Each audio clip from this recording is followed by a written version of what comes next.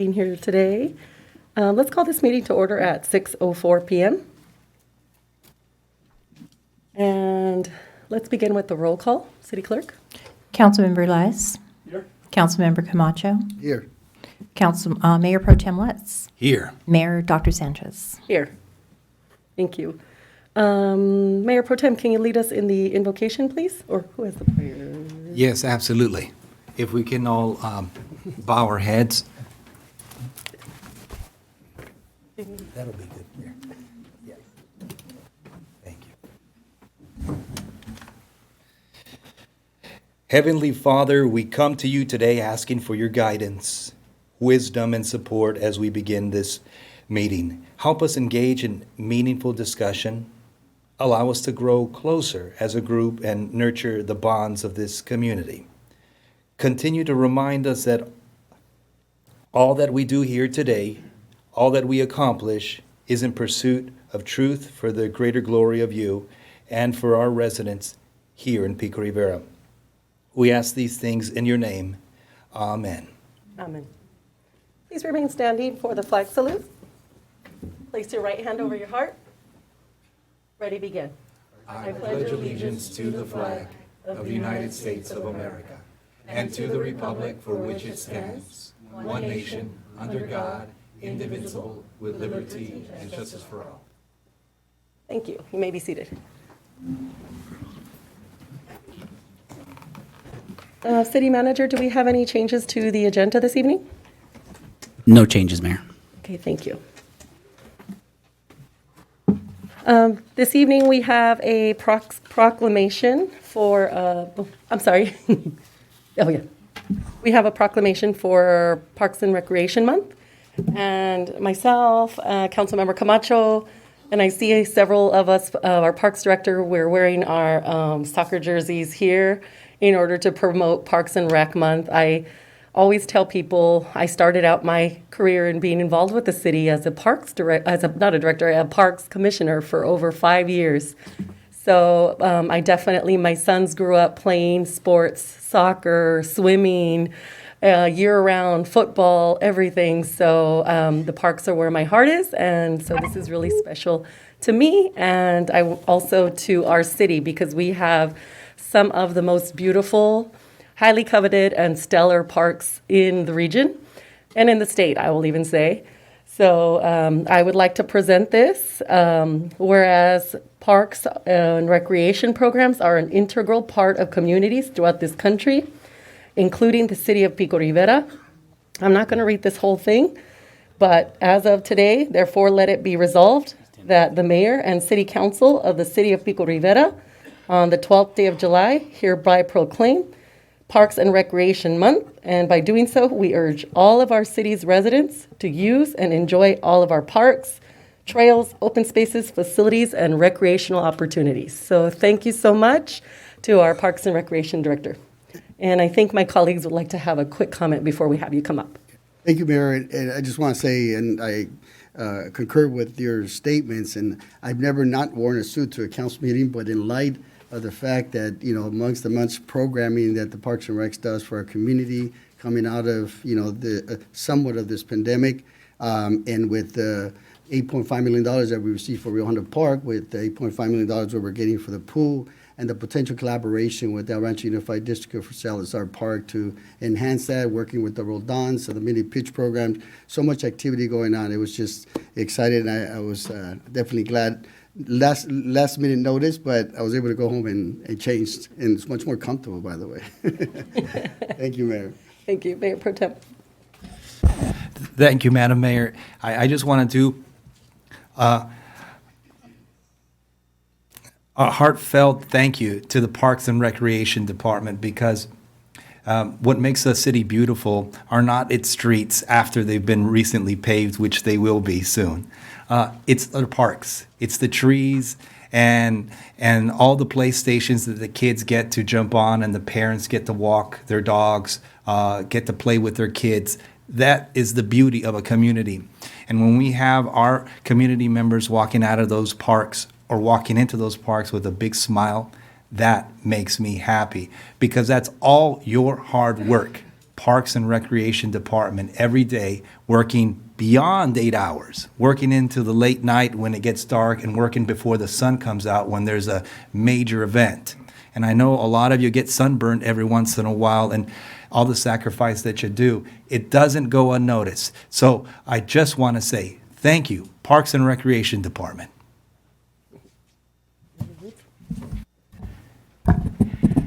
I have a special relationship with Parks and Recreation. My first job was as a recreational assistant here in Pico Rivera.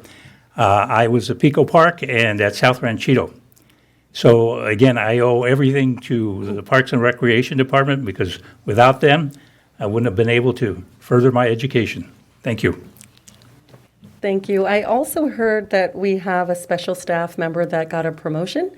Gabe, he is behind the scenes back there, the one that does everything for us. So we want to congratulate you, Gabe. I see you back there. Well, they can't see you, but we see you. And we appreciate all of the hard work that you do. So let's give a special round of applause and congratulations.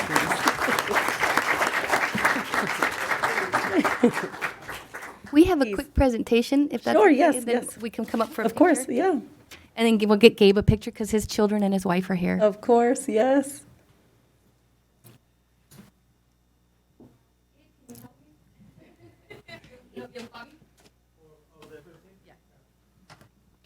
And our park staff often work holidays, evenings. When the event is over, just like our fireworks spectacular on a Saturday night, they're going into midnight, breaking things down. And so our park staff are stellar, and we recognize the hard work that they do.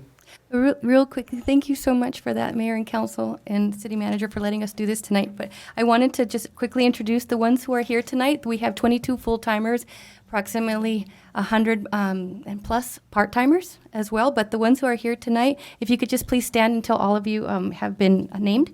Rudy Alvarado, Supervisor. Gabriel Castorena, for the first time, Supervisor.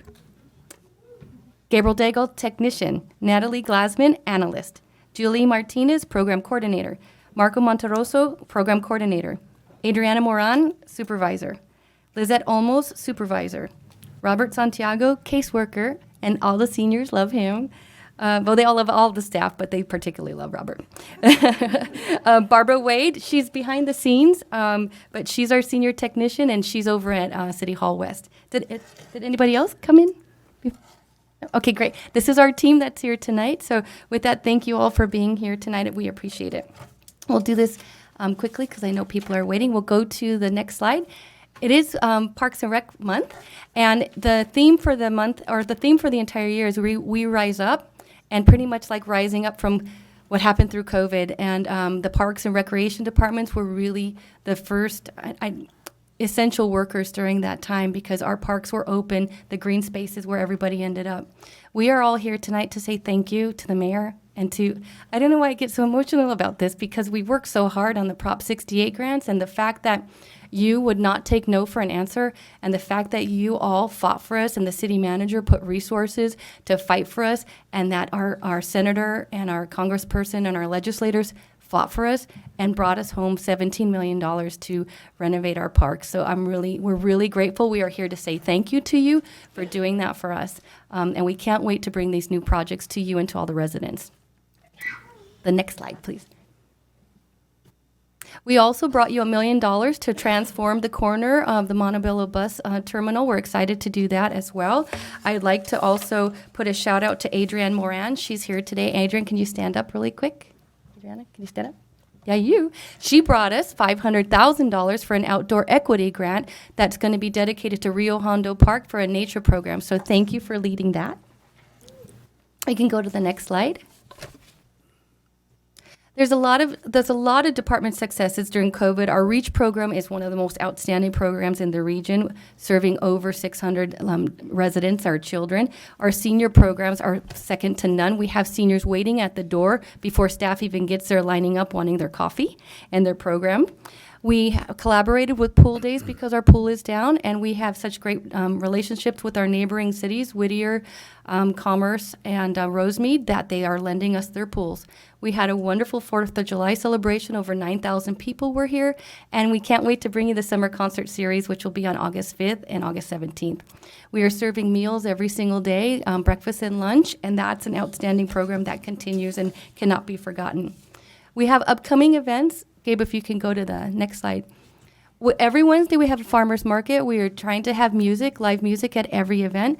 We are having a community backpack giveaway, and that's going to be on August 11th at Pico Park. We've already secured the Galaxy to help us give out some giveaways and tickets and things like that. And Vanessa Saida, one of our part-timers, this is her idea and collaboration.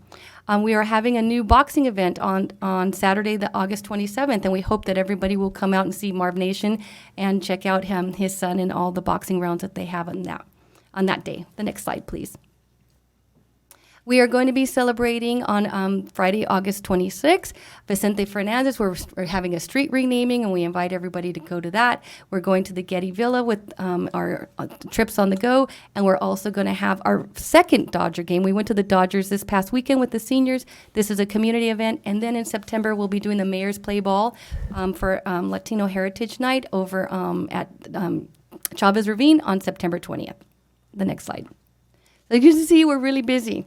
We're really, really busy. And this is just some of the things that we're doing. We have over 110 special events throughout the year, and we're really quite busy. But on top of that, this is something we're really proud of that we did this year, and we wanted to showcase it to you, and we thought this would be a great night to do it. I would like to invite Gabriel Daigle, Rudy Alvarado, Lizette Olmos, Natalie Glasman, and Marco Monteroso to just stand behind me, if you wouldn't, for a minute. These people, well, first let me tell you about Natalie. So Natalie was our transit analyst, and she was focused just on transit. And when I met with all of our staff when I first got here, she told me what her goals and her dreams were. And I said, okay, let's get you there. And I'm going to keep those private because she basically wants to be Steve. She wants to be the next city manager. And I think that's great. I think that's fantastic. And I'm here to help her do that. So, we got to get there along the way. So we'll get there along the way. And so her first task was to do the Dial-A-Van RFP. And that was a hard thing. That took over 16 months of us doing it. And once we did that, we purchased the vans to do our Dial-A-Van program. We realized they're just blank. They're just plain white vans. And when Janice Hahn came to visit us at the sports arena, I noticed how plain they were. So I asked the media team, can you please do something? Can you help us design these vans? And I am going to turn it over now to Rudy Alvarado, our media supervisor, to tell you how him and his team transformed our vision into this reality.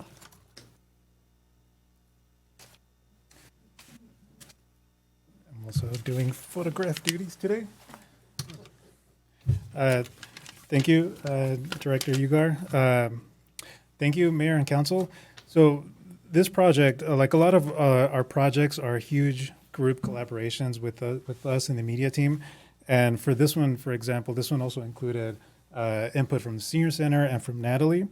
And when we started, we had a different approach in mind. In fact, I actually started something a couple of years ago that never really went anywhere, and this is one of the examples how something just kind of moves as we go into the process of discussions, of mock-ups, of reviews, the direction changes. And in our meetings, we looked at the challenges of who's our audience, what the message we want to convey, and how do we want to present it.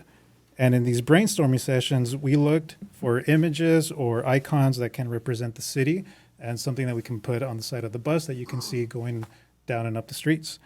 And so for this, we looked at the city seal and the line icons within the seal. So if you look closely at the seals, you see that there is a citrus fruit and an avocado. We use that idea of that historical element as the new focus for the design. We decided on oranges and lemons to represent the citrus, and the avocado just stands for itself. And it represents the grove fields that have been in the city before it was incorporated, and some of the remaining oranges and avocados trees that are still here in the city. And so our team came together, and we developed something that's very beautiful, something that's very unique, and something that represents the city in a whole new, different way. And I want to introduce Marco Monteroso. He's the coordinator for media and communications, and he actually illustrated these pieces, and he'll give you a quick little rundown as to how that process is. Thank you. Thanks, Rudy. Hello, Mayor and Council. I just want to give you a little rundown on how we created these illustrations for the vans. As Rudy mentioned, it was a collaborative process to come up with the concept and the idea. Once we had that concept, we had to figure out what look and style that we wanted to go with to illustrate the concept.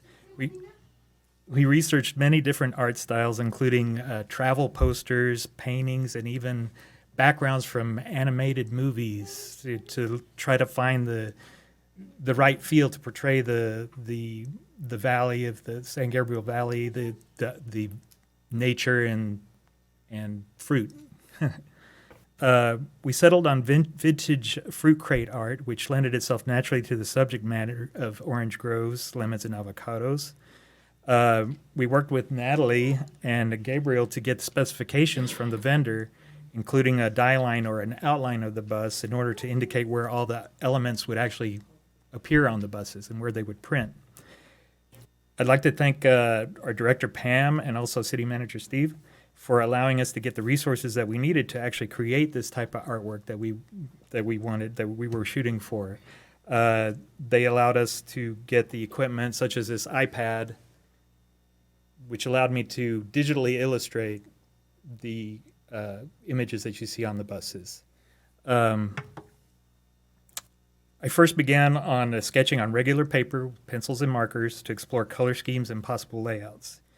Then I searched for reference for the elements of the three designs that we wanted to produce.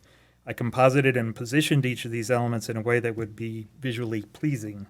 Once I had my layout, I began the process of hand painting each element digitally using this iPad and this Apple Pencil.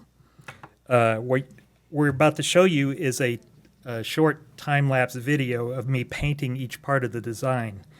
It's an extremely compressed and edited version of the painting process, which actually took about 3.5 weeks to complete the 3 different designs for the 3 buses.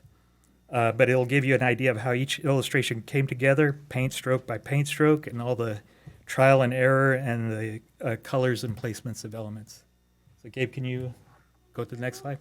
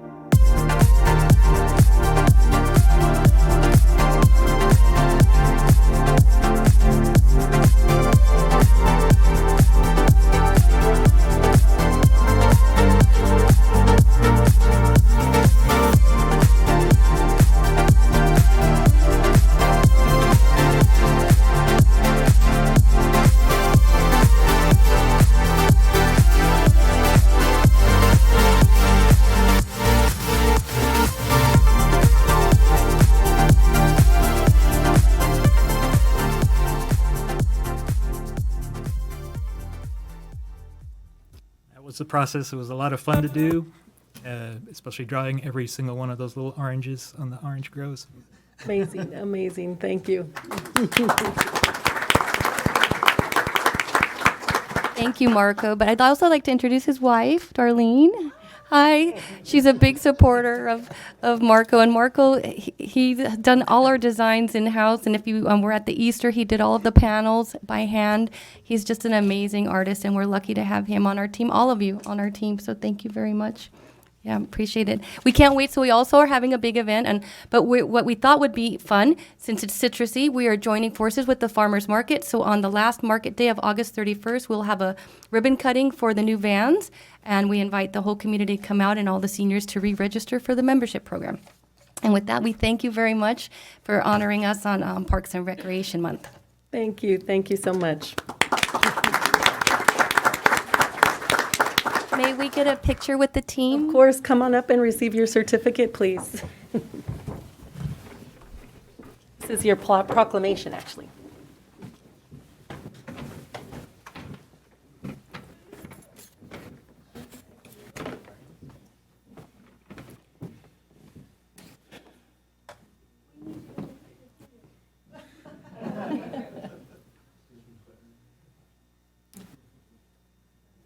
Don't be shy.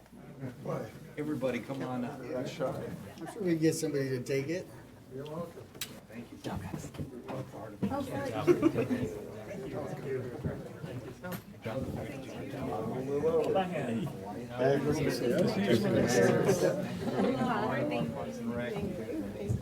It's nice to have in-house talent. Thanks, I appreciate it. Of course.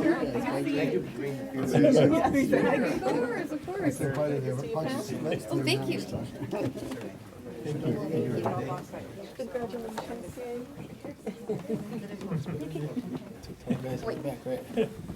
Robert says, pull the mic around. Oh, yes. You get everybody?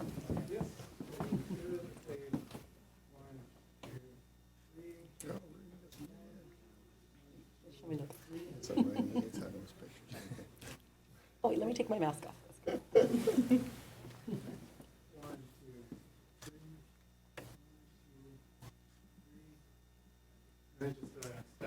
Yeah, sure. Oh. Do we need one for Instagram? Instant photo.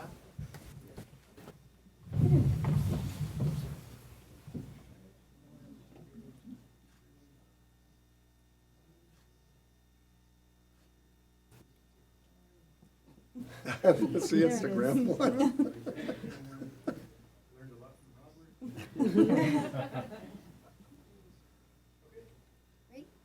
Thanks, Rudy. Do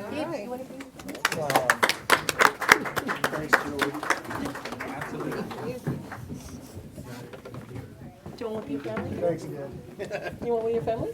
Oh, yeah. Okay, Castorena family, come on up for a quick photo. You want one with them in it? I thought you were already a supervisor. Yeah, two. Go. Congratulations. Thank you.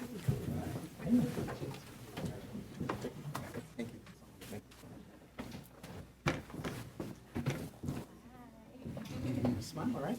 Can I see cheeks, okay? Thank you.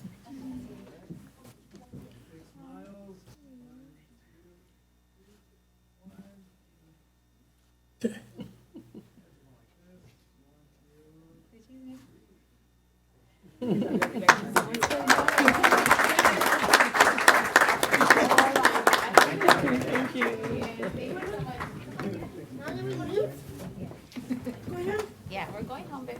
Daddy, go back. Yeah, Dad. Thank you. We're not done celebrating yet. We have another recognition for the Metro Gold Line Yeah, it's not a, it's a presentation. presentation. Who was presenting? Not sure. Oh. Yeah, it's- Thank you. My apologies. I thought there was another celebration. No, but no, sorry. I misspoke. Presentation. Great, great. Good evening, Mayor, City Council members. My name is Jenny Cristales Ceballos. I'm with Metro, Senior Director, leading the environmental process and preliminary engineering, conceptual engineering for the project. Tonight, I have with me Tito Corona, our Community Relations Manager, and also part of our technical team, Melissa de la Peña from Cordoba, HNTB, and also Jaime Guzman from ACOM CDM Smith. And so they're here in case if the council has any questions related to some of the technical work. But what I'd like to do tonight is provide a very comprehensive presentation regarding the project, because we've made quite a bit of progress in the last couple of years. Let me see. Okay, so next slide. So the East Side Transit Corridor Phase 2 is essentially a 9-mile project, light rail project, that would extend the existing Gold Line, our L line, from the current terminus at Atlantic and Pomona into the city of Whittier. And really what the project is intended to do is to provide another transportation option to the communities along the corridor as an affordable option. With time, this alignment will connect to the overall regional light rail network, where folks from here could potentially get to LAX for $1.75. And given that now we have really, high cost and rising cost in gas prices, this is a great alternative for those that are also transit dependent. Also, as we look at some of the stations along our corridor, there are opportunities for economic development, just upward mobility, and also, again, that the light rail will connect communities to employment centers, educational centers, institutions, so that, again, overall, we provide access to those that are most in need. Next slide. So I'd like to provide a quick project history. So as mentioned, this project's been in the books with Metro for quite a bit of time. We started with an alternative analysis that looked at several different routes, modes, and also as we completed that alternative analysis, we had 2 alignments that were studied in 2014. Since that time, these alignments have gone through several revisions. But in 2014, the board did not select a locally preferred alternative, a project that would move on to the final environmental clearance and then into construction. We needed to study some of the alignments a bit more. So at that time, we had the SR60 alignment that ran along the SR60. And then the Washington alignment looks a little different than what it is today. And so we went on and studied it some more. And in 2017, that's when the tunnel portion of the project was added. And that essentially, what that did is brought the alignment down Atlantic and now meets with Commerce and continues on the Washington corridor. From 2019, as we are here today, well, not 2019, but when we reinitiated the environmental process, and what's guided us to here today is the environmental process that we restarted, studying the SR60, the Washington alternative, and what we were going to do was build both. After that reinitiation of the environmental process, the SR60 didn't quite line up with our policies as it relates to the Metro Board, meaning can it meet first last mile improvements, create transit-oriented communities, but then also the engineering and the environmental were instrumental in understanding that the SR60 was not an alternative we can continue. So at that point, we then focused on the Washington alternative. Next slide. So this is our current funding timeline. Essentially, we, through Measure M, in our expenditure plan, voter approved in 2016, allocated $3 billion to this project. And that is slated to come in 2029, essentially when we would begin construction. So as we go through the environmental process, one of the key things to note is that the money or the funding in general is not available until 2029. And so then that's when construction could begin. Next slide. And so as mentioned, since this is a Measure M project, we're following the project timeline for Measure M. So essentially, we're looking at final environmental clearance in 2023 with final design through 2028. And as mentioned, that's 2029. That's when we receive the first cycle of Measure M funding with an opening date of 2035. East Side Transit Corridor Phase 2, along with 3 other projects, are a priority project for the Metro Board. And what that means is that as a priority project, the project is slated to, or if Metro Board decides that we would open in 2028 for the Olympics. So there is that possibility that the Metro Board could accelerate the project if funding, the technical, is in place. So just to keep that in mind in terms of timeline, but that would be a Metro Board approved process. Next slide. So currently what we're looking at in the environmental study is 3 alternatives. And so the Washington alternative is a full alternative, which is approximately the full 9 miles, with 3 miles of underground from Atlantic and Pomona, with an underground station also at Atlantic and Whittier, and an underground station at Citadel in Commerce. From there, we go into an aerial configuration, which is above ground on columns, through the city of Montebello to Greenwood. In that segment there, we're also, through the draft environmental document, studied an at-grade segment there too. So their station would be running at-grade as well, so that's a design option. Alternative 2 is the iOS to Commerce. So essentially, historically, Metro has built projects in phases. And so in this case, this shows the 2 phases that we're currently studying in the environmental document. So alternative 2, again, iOS to Commerce, about 3.2 miles. And then alternative 3, iOS Greenwood, approximately 4.6 miles. Next slide.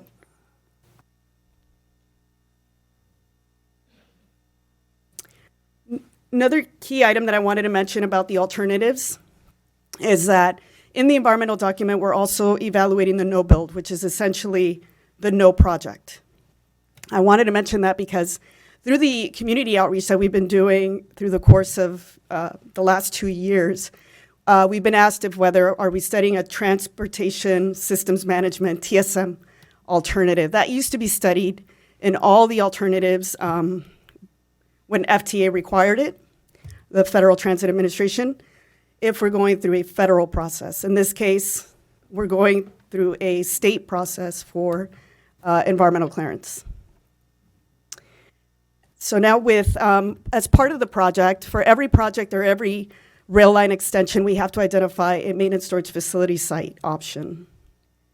In this case, we've identified options in the City of Commerce and also in the City of Montebello, which has a storage capacity of 100 light rail vehicles in Commerce, and then 120 light rail vehicles in Montebello. And so these MSF sites, typically, one will service just the Commerce iOS. Meanwhile, for the alternative 3, that could be serviced either by Commerce or Montebello. Next slide. So to provide a little more details to where they are located, as you can see here, the alignment or the project is underground there through Smithway and the Edison corridor that's there. Then it daylights and it starts to go into that aerial configuration on columns and starts to align itself over on Washington Boulevard. And so essentially the very large square there, that is where the maintenance storage facility site would be located between Saybrook and Davie Avenue. And the pink that you see there are the tracks to get to the maintenance storage facility site. From there, it would continue in an aerial configuration to Washington. Next slide. This here shows the alignment or the project. Should we go with the Montebello maintenance storage facility site if that maintenance storage facility site is selected? And again, what that does is it basically positions the project to go straight to Washington Boulevard in an aerial configuration coming out of the tunnel. Next slide. Here is the Montebello main and storage facility site, again, between Yates and Vale. So that's more of a rectangular area that we're looking at. And again, all industrial uses. So that really allows for the main and storage facility site to blend in with the land uses near the area. And so there we have in pink the, again, aerial configuration, because we're looking at both scenarios. Here it would either go aerial or an aggregate configuration, and then the blue would be the lead tracks going into the main and storage facility site. Next slide. So now looking at the Pico Rivera Rosemead station. This would be located on the westerly side of the intersection at Washington and Rosemead. And again, this is an aggregate station. The kind of bluish parcels that you see there are purplish. Those are parcels that we are looking at for construction laydown, meaning in order to build the station, we would need to acquire properties so that we can then build the station. So what you see on the screen are possibilities. They're either option sites. So we would not take both. We would just take what we would need to acquire what is needed for the project at that point. Next slide.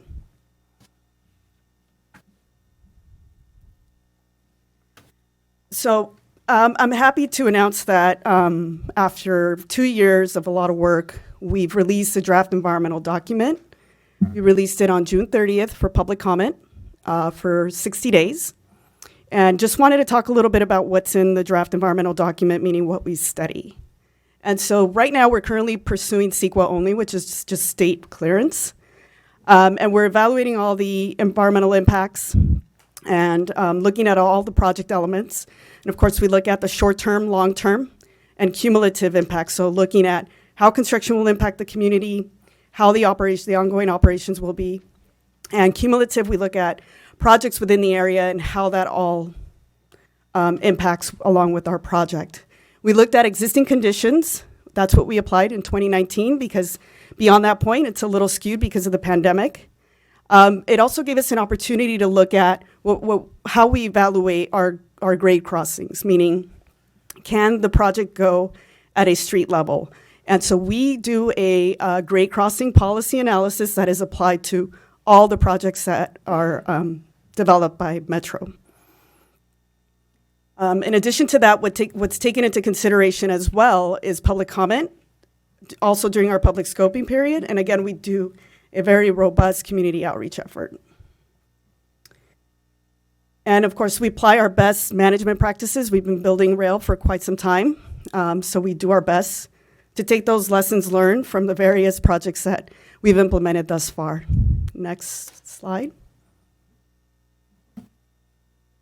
So we all know that draft environmental documents can be voluminous, very, very in-depth documents. And so wanted to outline here for folks that, really a lot of the analysis takes place in Chapter 3. And these are all the topics that folks would find in the environmental document. And so through that process, again, this is all available online. We also have them at our local libraries for public comment. Next slide. So wanted to also, again, provide a comprehensive update. And so these are some of the general findings. This is not the exhaustive list, but this gives you an idea of what we have in terms of what's in the environmental document. And a key thing that we always hear is, will this project take any residential properties? It will not. That's one of the key things that we do, is that we do our best to ensure that we minimize the impacts to the communities. And in this case, we would not displace any residential uses. As shown in the slide with the station, is that we're looking at areas within proximity of the station area or for some of the project elements, but again, staying out of the residential neighborhoods. There are some temporary traffic impacts for construction. With construction in general, you're going to have some level of impacts. But again, we have mitigation measures in place that will reduce these impacts by developing traffic plans, working with the community to develop those. The project will replace both bridges, Rio Hondo and the San Gabriel Bridge. But again, it would be done in a way that it wouldn't be a full closure. Noise impacts related to construction and operations will also be mitigated. And depending on the alternative, some of the historic resources are impacted. But again, that just depends on really which alternative is environmentally superior and which locally preferred alternative will be selected by the board. So this, again, is just general findings. There's a lot more information contained in the draft environmental document. So with that, on the next slide, I'm going to turn it over to Tito Corona. He's going to go over our construction relations and community relations and any other questions related to outreach. Thank you, Jenny. Good evening, Mayor, council members. Thank you for having us here. Yes, Tito Corona, Metro Community Relations Manager. Here to briefly talk about the next phase once we complete the environmental phase, which obviously we have to go through a process. But once that's done and we approach the construction phase, a lot of questions arise during the planning of this project as to what types of programs are available for businesses along the alignment and how do we mitigate any potential impacts. And this is just to outline pretty much the types of programs that we have. We have the Metro Business Solutions Center, which is pretty much more of a hands-on office that we will have.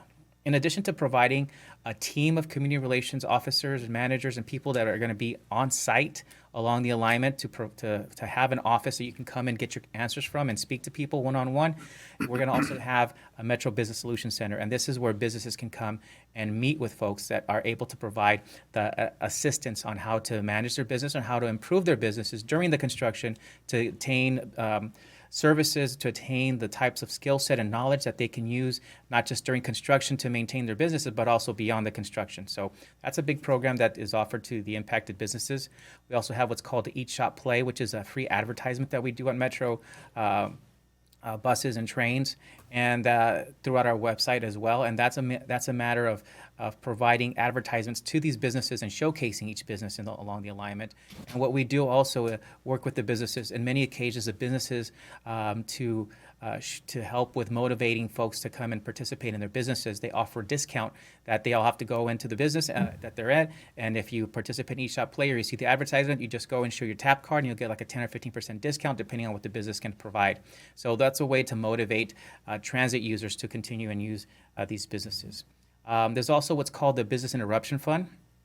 This is not approved for this project because it's still too early, but it's something that the Metro Board understands, and the decision makers here know that is a major concern for the businesses, and that is more of a grant program for businesses that have experienced some sort of loss, and they will go through like a claims process in order to receive a grant or work with Metro staff to receive some sort of compensation should there be a loss to the businesses. But again, this is for the major projects. This would be considered one of those major projects. The only thing is that for each project, it has to be implemented by the Metro Board and introduced that way. So that's something that we're looking at, and the Metro Board of Directors, specifically the Metro Board of Directors that represent this particular area, are very aware of that need and are already looking at doing something to help with that. And the third thing that's most important for everybody, for those who are interested in getting into construction, and again, this is when we start construction, it's what's called the Project Labor Agreement and Construction Careers Policy, and that's to help people work with the contractor and special nonprofit. Again, none of this has been determined yet. As we get closer to construction, as you saw the timeline, it's a little bit down the line, but as we get closer to construction, that's when there's actually an agreement that is made with the local CBO to provide the ability to merge the contractor with potential employees that would like to get into either an apprenticeship program or have some skill set and they would like to start working in construction to improve their skill set to either work in this project but also beyond and use the skill sets that they receive through the construction to enter into the construction trade.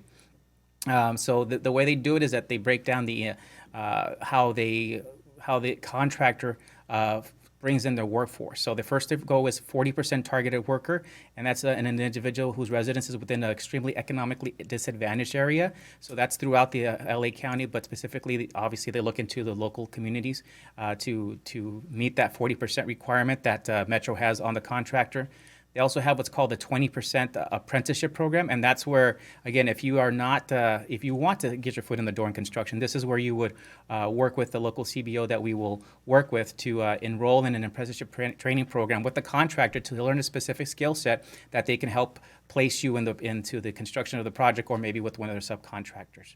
And then the last one is a 10% disadvantaged worker, and that's an incentive for the contractor to come in and have folks who are normally not able to get that upper hand in being a part of a construction project, but it provides that 10% requirement by the contractor from Metro to participate, such as folks who are veterans, veteran status. We always we want to protect our veterans and make sure that our veterans are used and utilized for their skill sets in all our projects.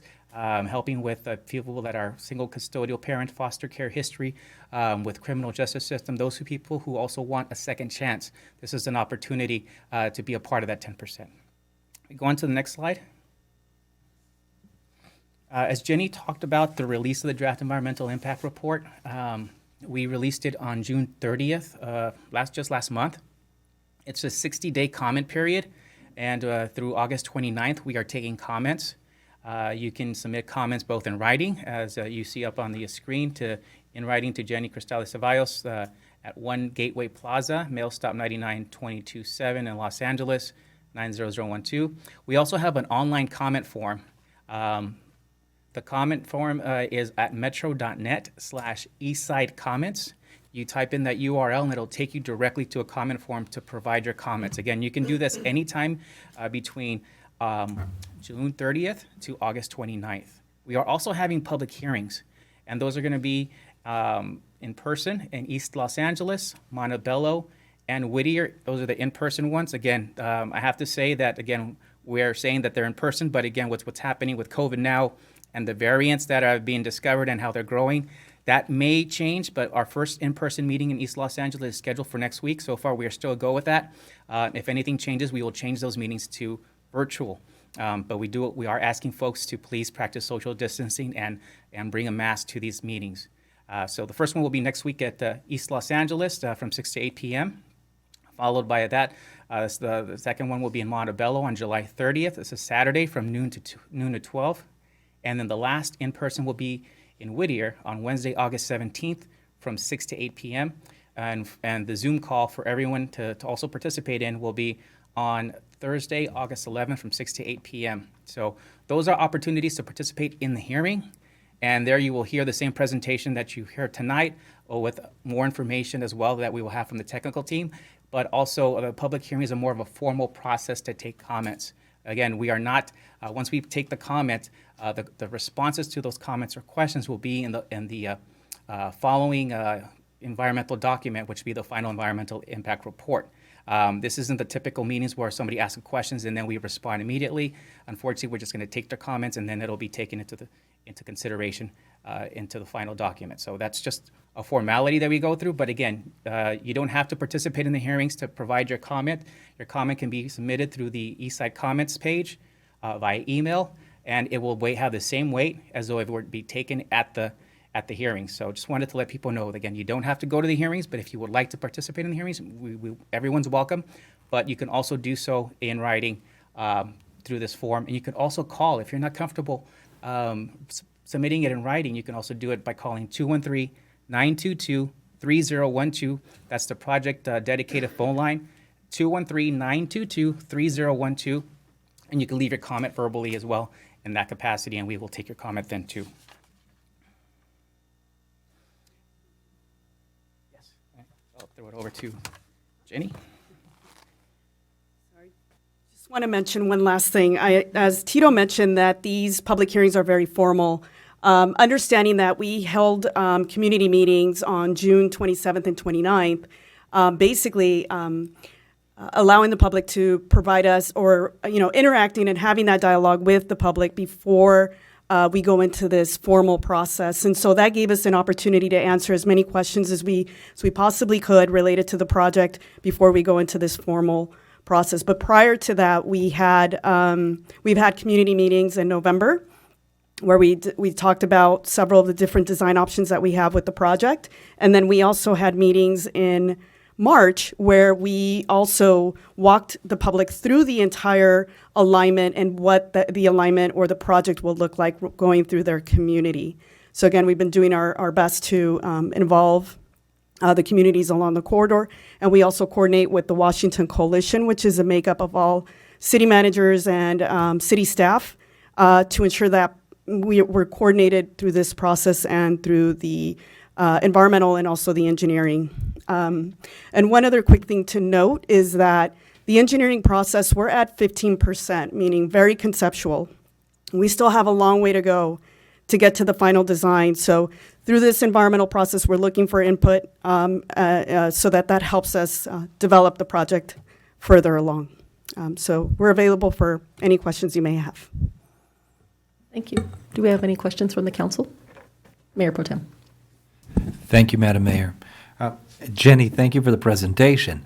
Curious, I believe slide 3 had a straight line right down the center, and there was a time frames in 2020s, and there was another time frame in the 2050 somethings. I don't think I'm going to be around then. What does that mean? So, yeah, let me explain this slide a bit more. Go back. Prior to that one. One more slide. There we go. Okay, so Measure M expenditure plan has an expenditure ordinance as well. And what that does is that it dedicates funding for each project. When this project was developed in 2016 for this expenditure plan, we had the SR60 and the Washington alternative. And at one point, we introduced a combined alternative that would build out both. And so it was anticipated that the board would select either one of those options, combine SR60 or Washington, and that LPA, that locally preferred alternative, would receive the first funding cycle, which is in 2029. And then the alternative that was not selected would then receive the second funding cycle for 2053. In this case, because we did some initial environmental work, engineering work, and also it was not compatible with the policies that were adopted by the board, the SR60 was removed from the study.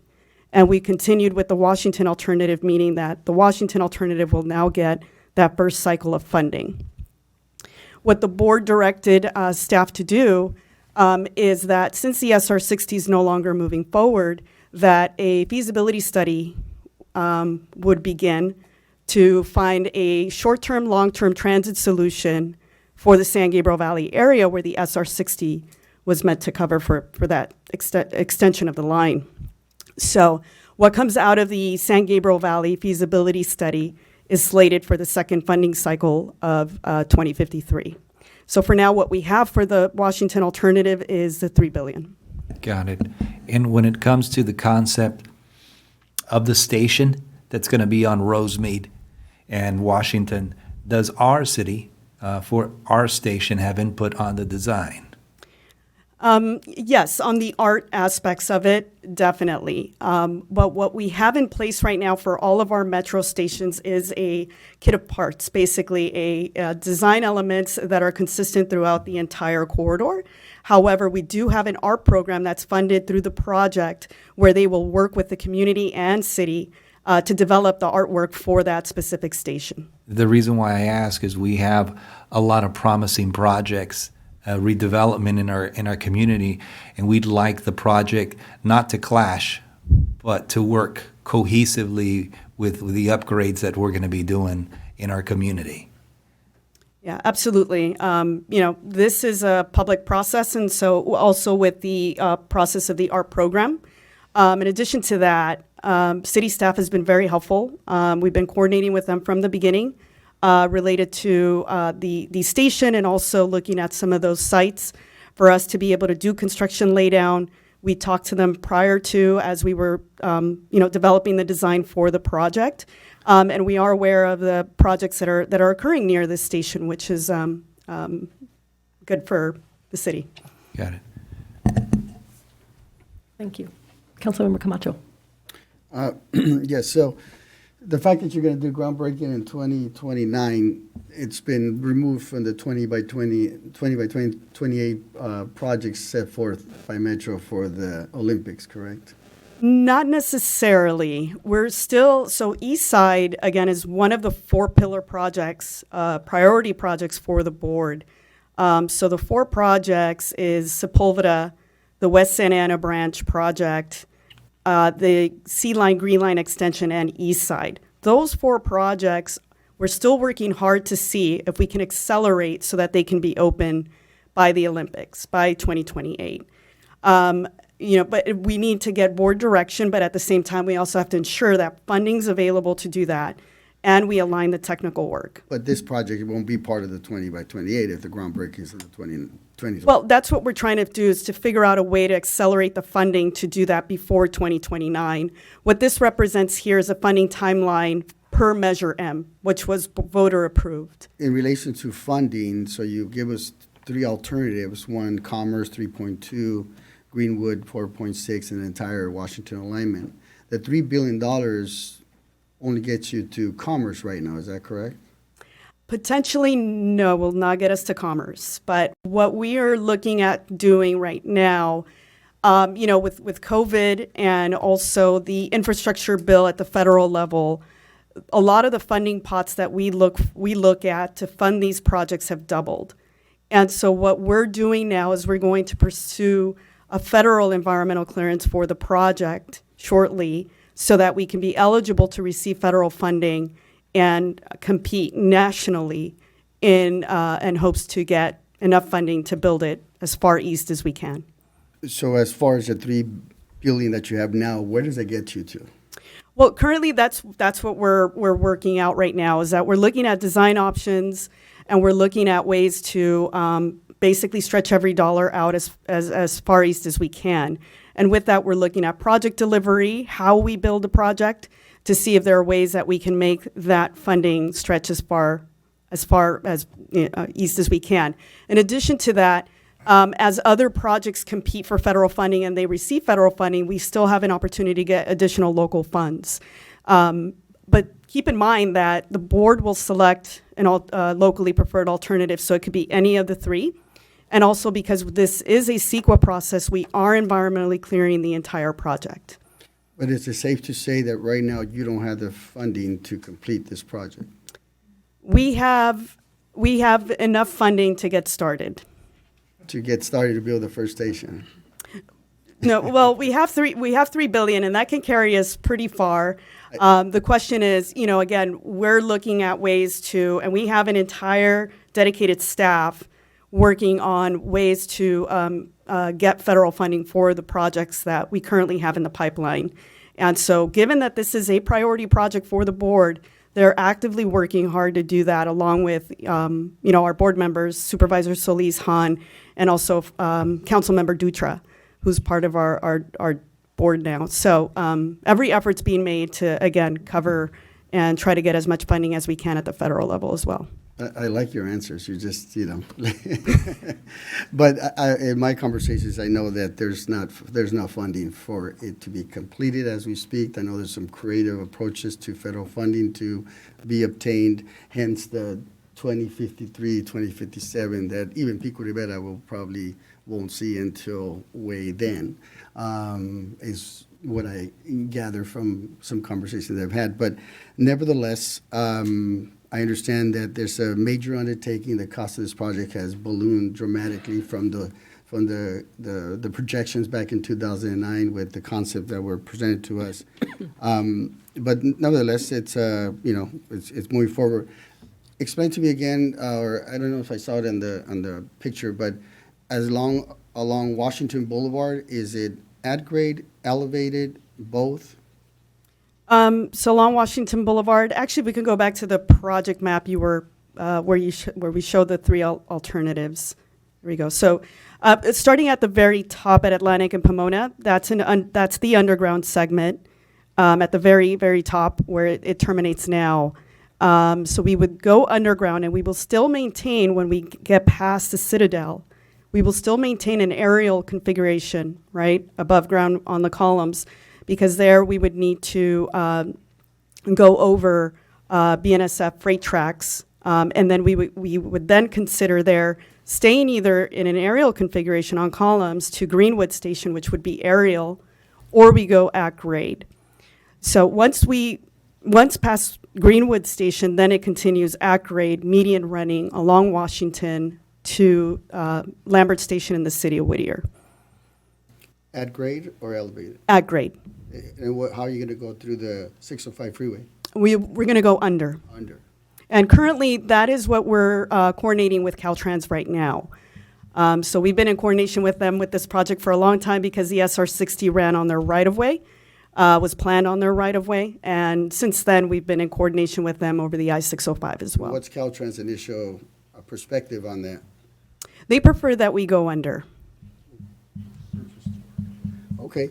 Well, I would say that, I think it's still in the conceptual stage. I think there's funding to get us maybe to Commerce, but I'm not on the Metro board.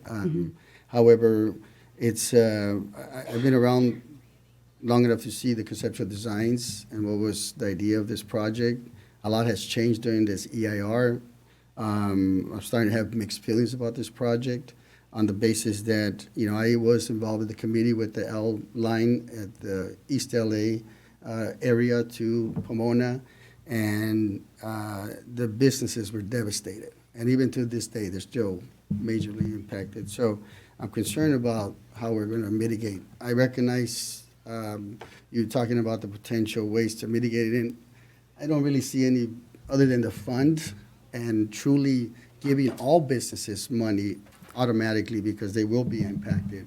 I don't think they should be demonstrating that, they're impacted, because they will be impacted.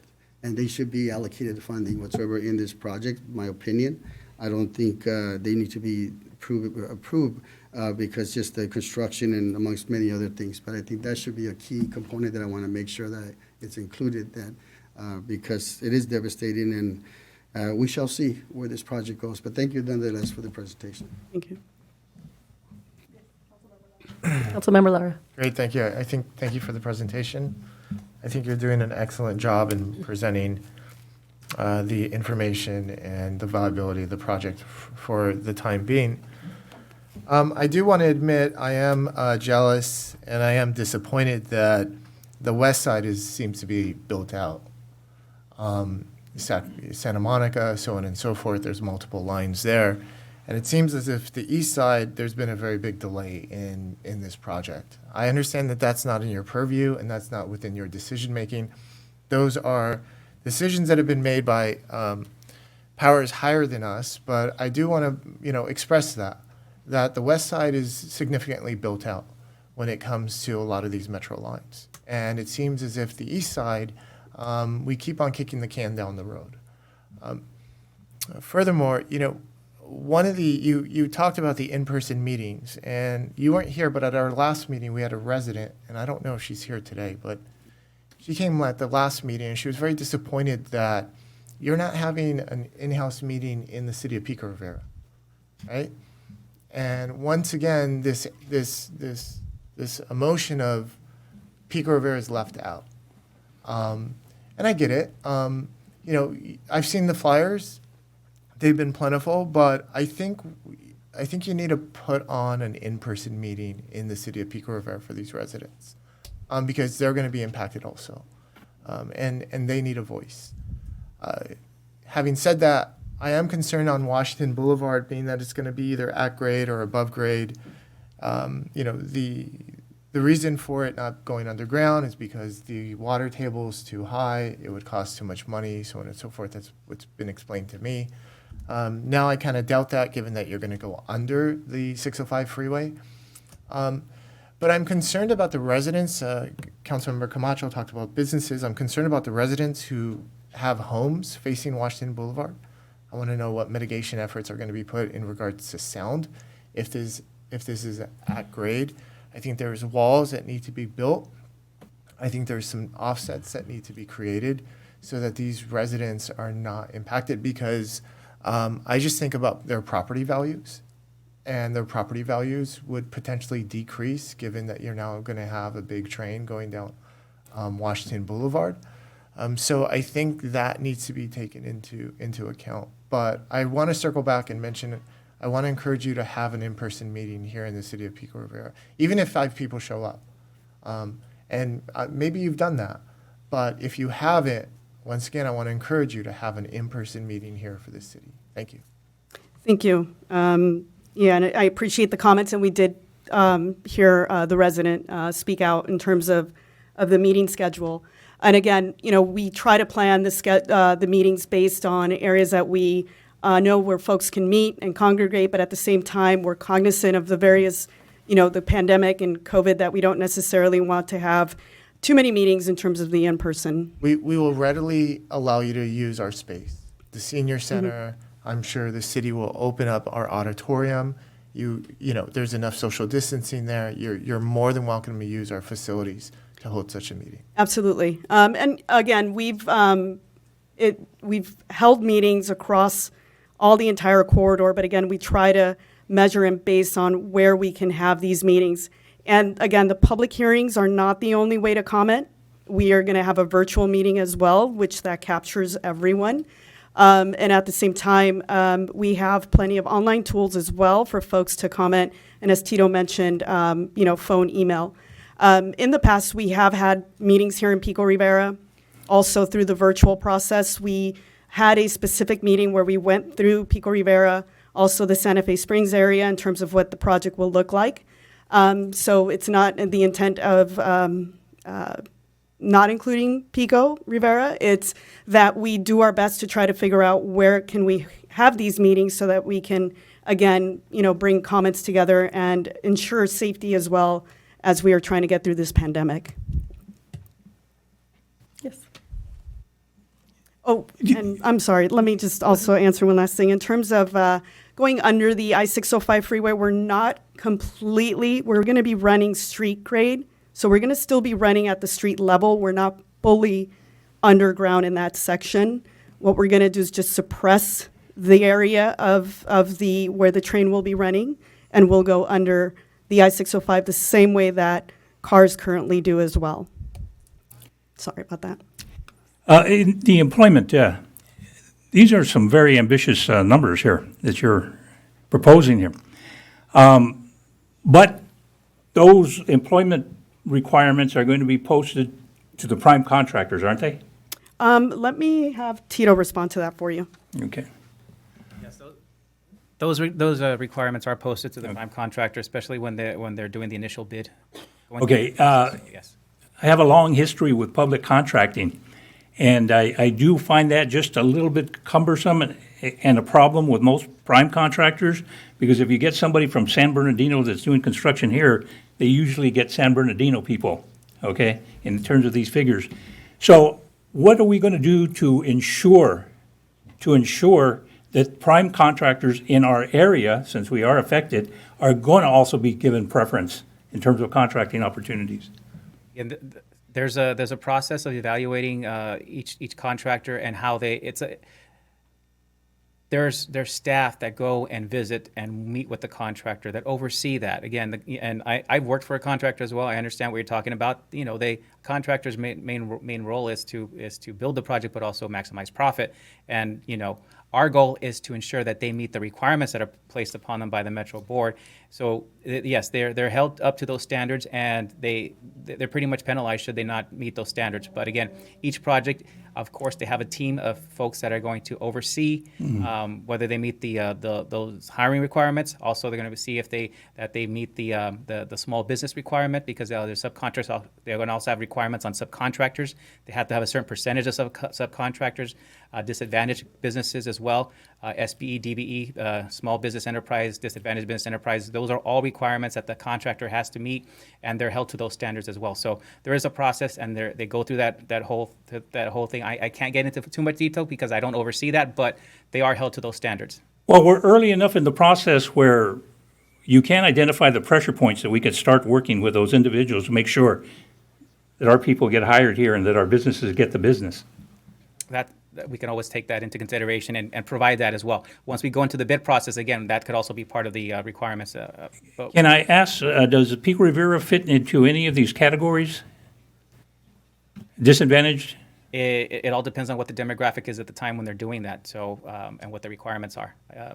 I don't think we're going to change the demographics that much in 2029. I don't make that determination. It's made by the folks. Okay, would you be able to help us point out where we have to talk? Sure.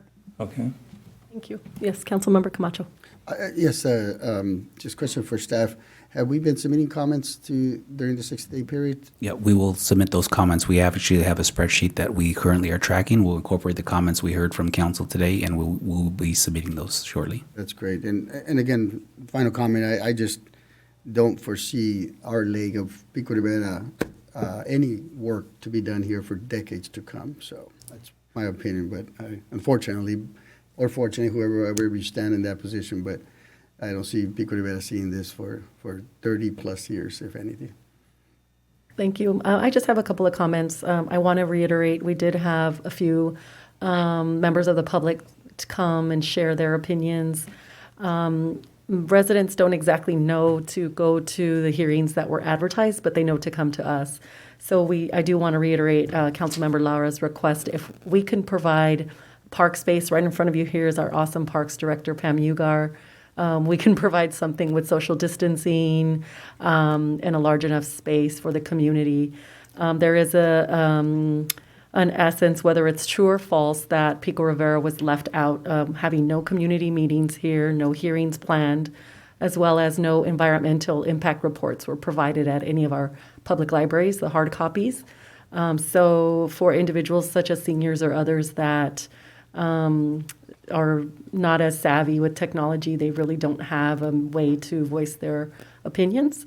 So we can make that request. I did receive some feedback as well from residents that live along the Washington corridor that they're concerned regarding transients coming in that area and either living or loitering along that station. And so that would be something that they would like to hear regarding the concerns about that, including questions about will there be any displacement of homes, which you said no, but also the impact on those businesses that will be along that corridor. So those are just some quick concerns that I remember hearing from residents regarding this matter. And thank you so much for coming in tonight. Yes. I'm sorry, just making sure that we put the employee comment, just what you just said. If we can do an economic impact analysis of the business, this is our hub of the city. So an economic impact analysis needs to be done here, and I want to make sure we put that on the record. Yep. Thank you, Councilmember Laura. Just real briefly, also, if I could add on to that, one of the comments is if we've looked at any type of potential crime increase and what that would do in regards to our city budget with law enforcement. I'd like to know if you happen to have any type of statistics or numbers, given that there would be a more high volume of transients or people coming through the city. Thank you. Just comments. You don't have to comment on that. I do want to respond to a few questions or a few comments. That we do have a draft environmental impact report document at the local library. We didn't list it, but again, we do have one on file that is at the local library that could be reviewed. So that is something that is available if anybody would like to read through that document again, or you can also go online to the project website and view it there as well. We have it listed in many different venues, from our project website to our electronic tool that we also have that provides a little bit more of a background and more more information on it. Additionally, we are also partnering with all the cities and having a presence in each city to have other additional opportunities to take comment. I believe there's a summer street festival that's coming up next month, and we are looking to be there, and we will be taking comments there as well. So I would also encourage to help promote the project team being there to take comments. That'll be an opportunity in Pico Rivera to go and provide your comments in writing, and also speak to staff who know the project well enough to provide that information. It'll actually be project staff there who will be able to answer questions, but also take your comments. And for the crime information, I don't have the statistics information, but Metro is I think this is a countywide. This is a I don't want to say countrywide epidemic with homelessness, crime, and everything that's happening right now. Metro is aware of that, and we're doing everything, including introducing what's called the Ambassador Program, which is an additional security. It's not police, but it's security who will provide the types of assistance, and it's increasing a presence both on our system but also on our stations to help people with any questions or needs, but also provide that assistance that sometimes law enforcement cannot provide because they're addressing more serious crimes. So it's something that Metro has just initiated, and they're starting actually in the next coming months. So this is something new, but we are addressing it and doing everything to continue to address the issue with homelessness and crime that we are seeing everywhere throughout the county as it grows. And for the other stuff, I'll throw it over to Jen. Yeah, no, just to follow up on the homelessness issue, again, that's a big countywide issue, but not just a transit issue, but our CEO takes it very seriously. And what we've been doing in the past couple of years is develop a homelessness task force. And essentially what that does is it brings together not only our safety and security, which is we have contracts with the Sheriff's Department, LAPD, and then also Long Beach PD, but also we're bringing in the mental health, our Los Angeles County Public Health. So there's a big, robust effort going, moving forward as we start to develop also our customer experience. So they're all working together to ensure that, again, it's not just a transit issue, but it's a countywide issue that we're all trying to resolve together. As we move forward, again, we work closely with the cities.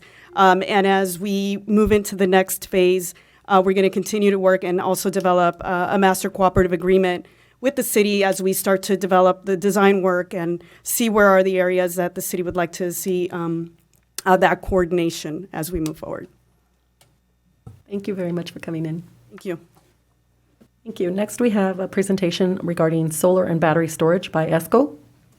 Yeah, at first, I'm going to bring up Kathy Wells to do a quick overview.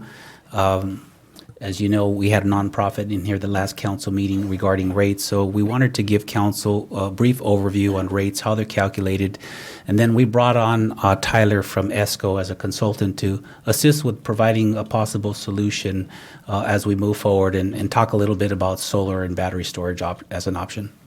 Kathy? Thank you. Good evening, Mayor, council members. I'm actually Kathy DeFalco, General Manager with California Choice Energy Authority. Kathy Wells is our programs and battery specialist. She's unable to be here this evening, but we bring up the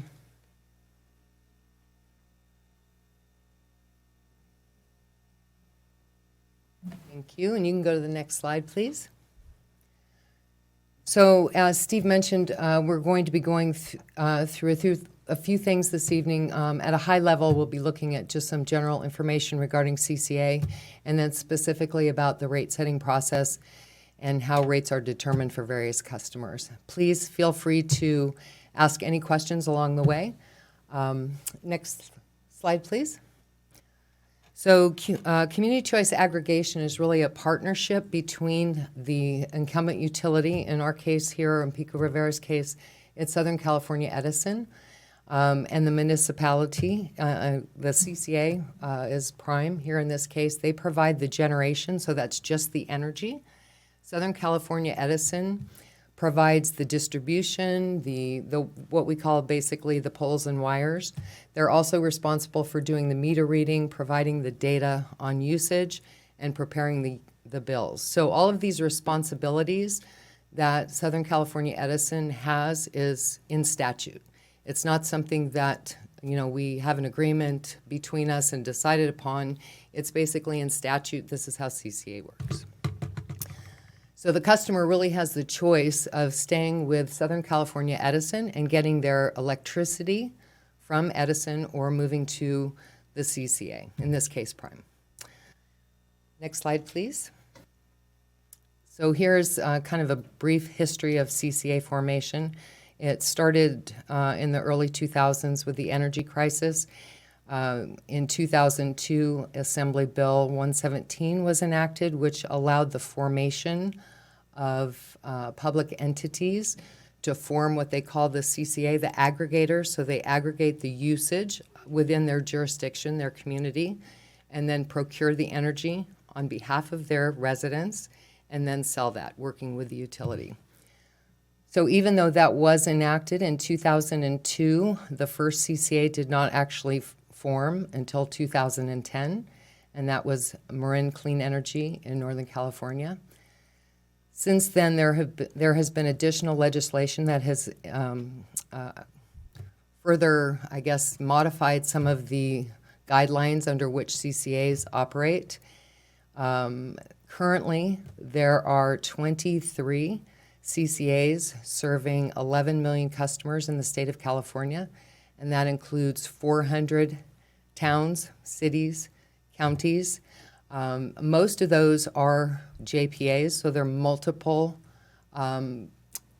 jurisdictions, towns and cities that have joined together to form a JPA. In this instance, the city of Pico Rivera has chosen to have the municipal CCA in place, which leaves all of the rate setting decisions up to city council. The governing board for your CCA is the city council. Next slide, please. So Prime offers three choices for its customers. There are 18,000 customers in the city of Pico Rivera, 16,000 of which are residential, 2,000 of which are commercial, and currently you're seeing a 94% participation rate. It is an opt-out program, and again, this is by statute. So when the city of Pico Rivera started serving customers, which was in September of 2017, your residents were automatically opted into the program. There was noticing that went on and communications that happened with your community, showing them how to opt out if they wanted to stay with the utility. So the three choices that the city of Pico Rivera offers to its residents and businesses are the base rate, Prime Power, which is 50% renewable energy, which is tracking about 10% higher than the state mandate for renewable energy. And then Prime Future is the 100% option. Your customers, both in business, commercial, and residents, those customers all have the option to opt up to 100% renewable. And then Prime Partner is for those customers that have rooftop solar. Next slide, please. So now to get into kind of the rate setting process, I know there have been some questions about that recently here in front of council. So the utility goes through a rate setting process that is underneath the jurisdiction of the California Public Utilities Commission. There are basically two primary rate setting proceedings, and they kind of cover different things, but they both have the same general guidelines, and that is that the utility, in this case Southern California Edison, looks at the revenue requirement, and then based on that revenue requirement and how much money they need to recover from their customers, they then look at how those funds will be distributed amongst the customers. The part of the process then is going through a rate proposal noticing. There are public forums. It's a very public process, and it is set forth in guidelines at the Public Utilities Commission. Once the proposals are reviewed and approved at the commission level, they become effective depending on which proceeding it is. It could become effective immediately or at some set point in the future. Thank you. So the actual proceedings there are other proceedings that I am not going to go over here. They're generally very minor increases in rates, but the two big ones, the two ones that really impact customer bills are what they call the general rate case. The general rate case looks at the total cost to operate the energy system within Southern California Edison territory. So it looks at all those costs and then creates the rate schedules and how those costs should be allocated. It's also the proceeding that sets up the time of use periods, and I know that's one of the things that's become an issue, and it's a fairly new transition in how customers are billed, so I'll go over that in just a minute. The other proceeding is called the Energy Resource Recovery Account proceeding. We call it ERA. And that is purely recovery of energy costs. So this is what Edison looks at. They look at what the actual cost of energy is, and this is what the generation side of the bill for Edison customers, that's the rates you're seeing there. And I can tell you, Edison, I think it's about 800 million that they under-collected, so there's a constant true-up going on. They have what they call balancing accounts. So when they set the rates, they're looking forward and they're using projections on what energy will actually cost. And so it looks out that 12 months, and then they have a true-up, that happens at the end of that period, and that becomes part of the rate adjustment going forward. Thank you. So as far as how customer rates are determined, when a customer signs up for service, and this is regardless of whether it's a CCA customer or a utility customer, they are instructed to contact Edison, and the Edison will ask them what type of a customer. Are you a residential customer or are you a commercial customer? And then they look at the usage of that customer. SCE assigns the rate schedule to that customer. This Prime does not assign customers to tariffs. Prime does actually mirror SCE. They don't have quite as many rate schedules, but they basically mirror the rate schedules that SCE has. So whatever SCE assigns to that particular customer, again, based on commercial, agricultural, residential, and then also the usage of that particular customer, then Prime will take that same rate schedule and they provide the energy side of the bill, and Edison provides the transmission and delivery side. So I'm going to actually stop here and see if there's any questions, because I just went over a lot of stuff related to rates. And so if there are any questions at this point, if not, I'll go on to the next slide. Questions from the council? Okay. No. All right, thank you. Next slide, please. Okay. So this... Madam Mayor, I'm sorry to interrupt. No. I do have a general Sure, absolutely. question that may not receive a precise answer because each individual has a specific scenario. But if I were to put solar panels on my roof, and my whole intent is to be at zero payment, if that such concept exists nowadays, would I need to also, as part of the package, have batteries that store the energy that would allow me, as a user of solar panels, to store my own energy to be used 24/7? Yes, the answer is yes. That's a very definite yes. And we have our consultant on the second part that will give that presentation as to. Yes, and if you think about it, the sun does not shine 24 hours a day, so you have to capture that energy somehow. If you do not, then any excess goes back into the grid. Now, you are compensated for that when you send it back to the grid. However, just because you have X production and X consumption doesn't mean you're going to have no bill, because it depends on what your load looks like.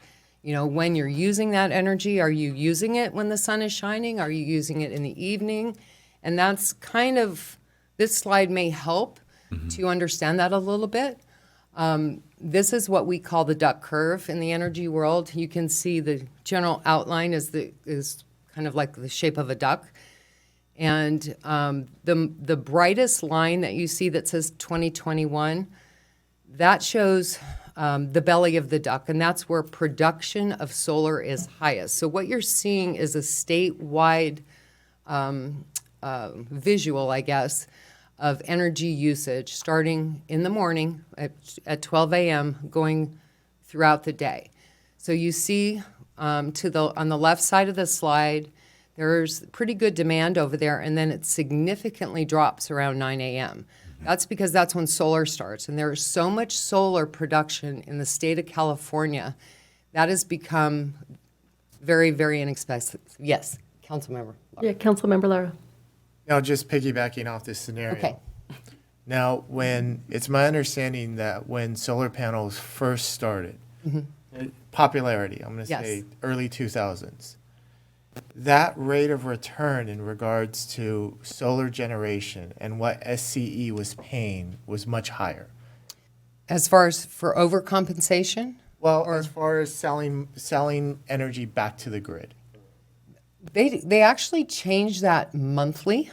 They call it some net compensation something. I forgot the name. You might.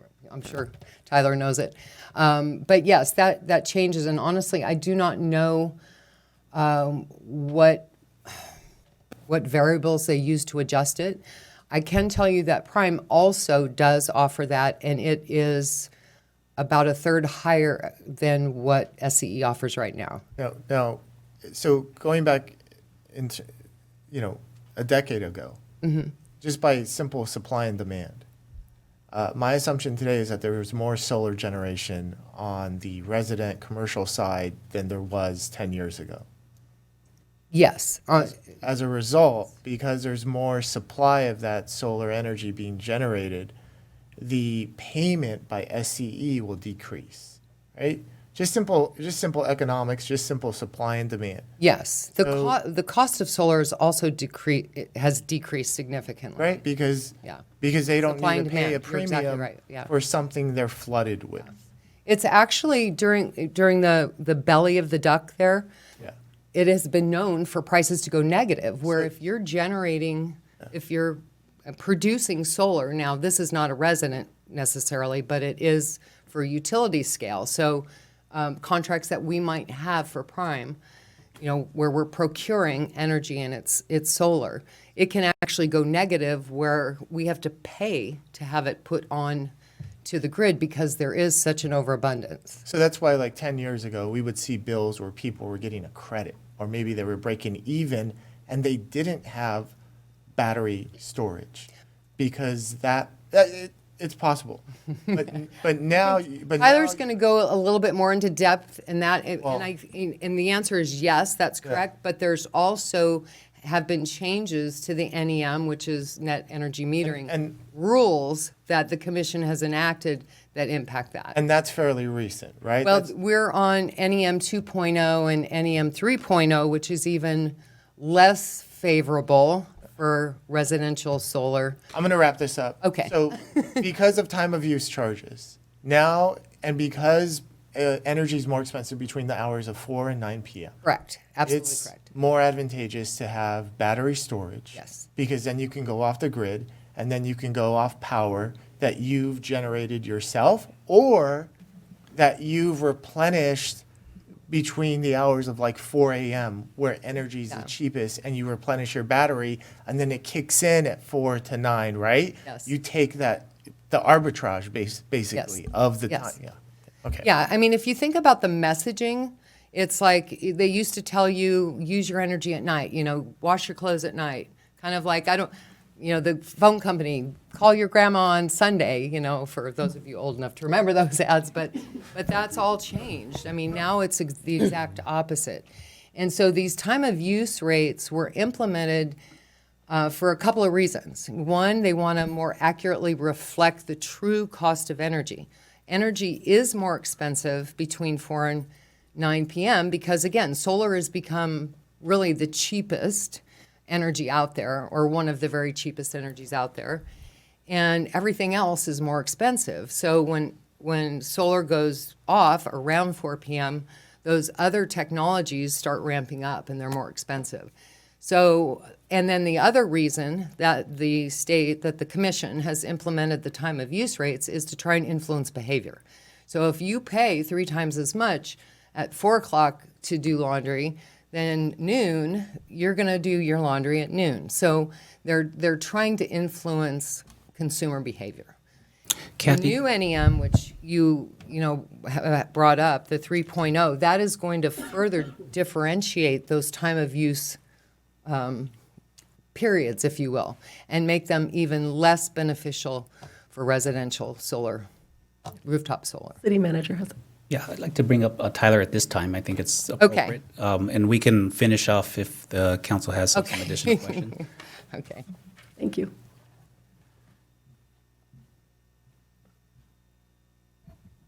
Well, thank you, council members. Thank you, Mayor, for having me. My name's Tyler Lazarian. I'm an electrical contractor. I'm also an electrician myself, and I'm inside wireman.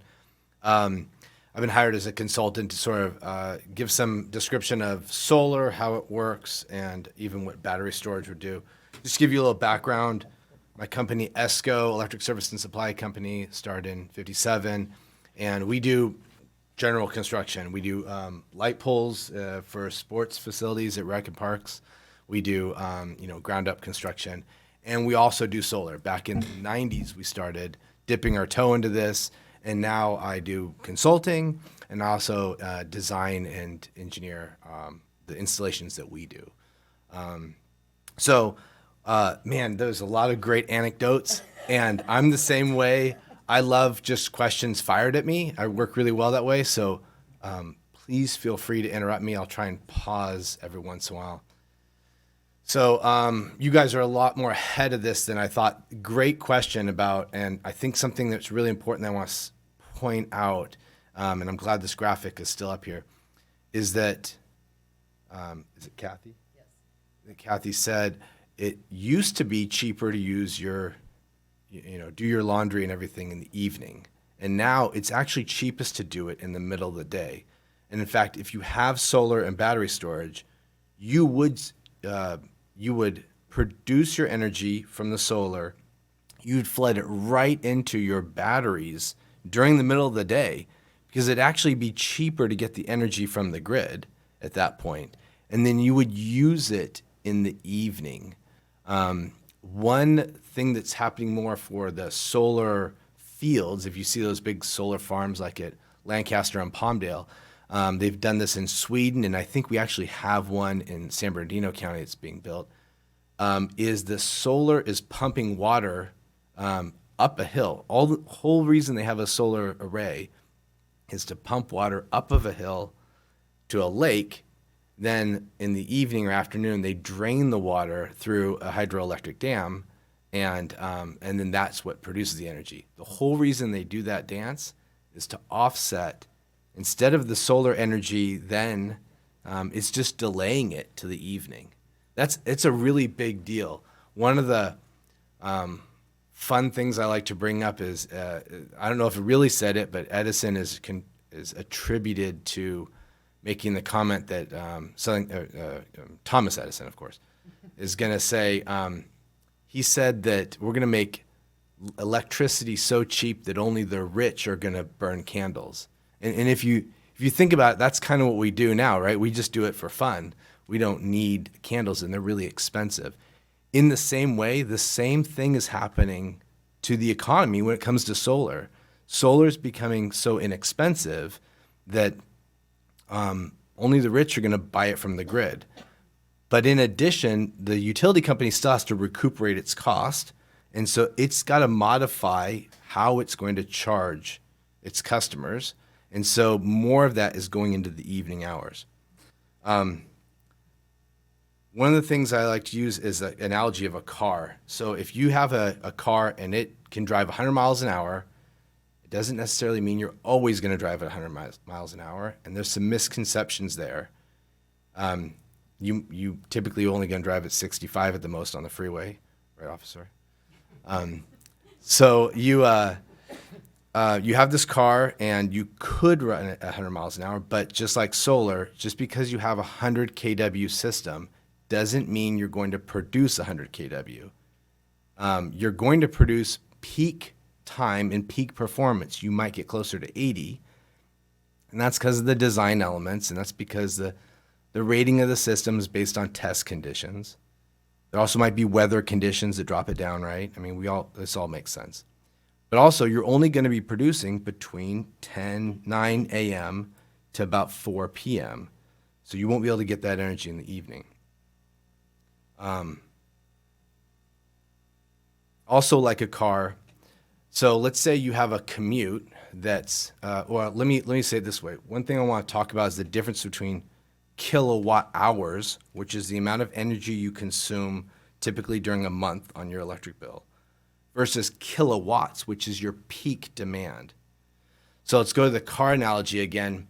It's kind of like saying my car drives 100 miles an hour and my commute to work is 20 miles.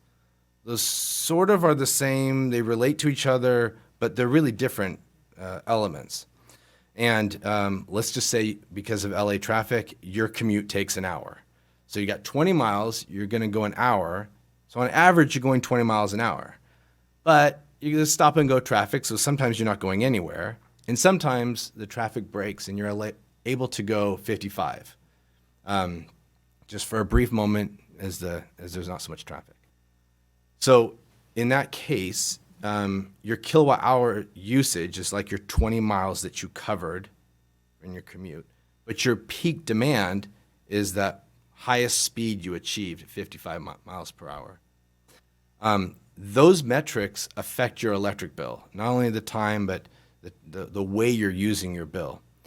So, for example, let me give you two customers I typically see. A commercial customer, typically like without solar, about 20-25% of their bill is in that demand kilowatts charge, the 55 miles an hour.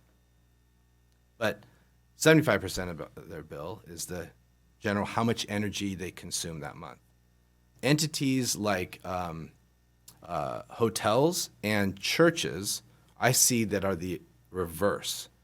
A much greater percentage of their bill is on their peak demand because they're using energy in inopportune times, but they're actually not using that much energy in total. You can look back at the graph here, and I'm so glad you had this because I didn't. The duck curve's really high. Let's say for a normal church service on Sunday, you're going to crank up that AC, or at least my church does, and we want it nice and cool for the 8 a.m. service. So we run our air conditioning and we create a huge bill, and that's one of the worst times to use energy. Then during the week, we really have regular staff in there, but it's not that big of a deal. But we have a lot of evening activities as well. So you see, if I'm the church, I'm using a lot of energy in the morning, and I'm using a lot of energy in the evening. And so my bill is mostly in peak demand, 80%, and not in kilowatt hours. So solar doesn't really do a lot of work if they're trying to attack their kilowatt hours, which solar attacks that part of the bill, if I can use that language. Battery storage does not do anything for kilowatt hours because you're not producing energy with battery storage. You're only relocating it.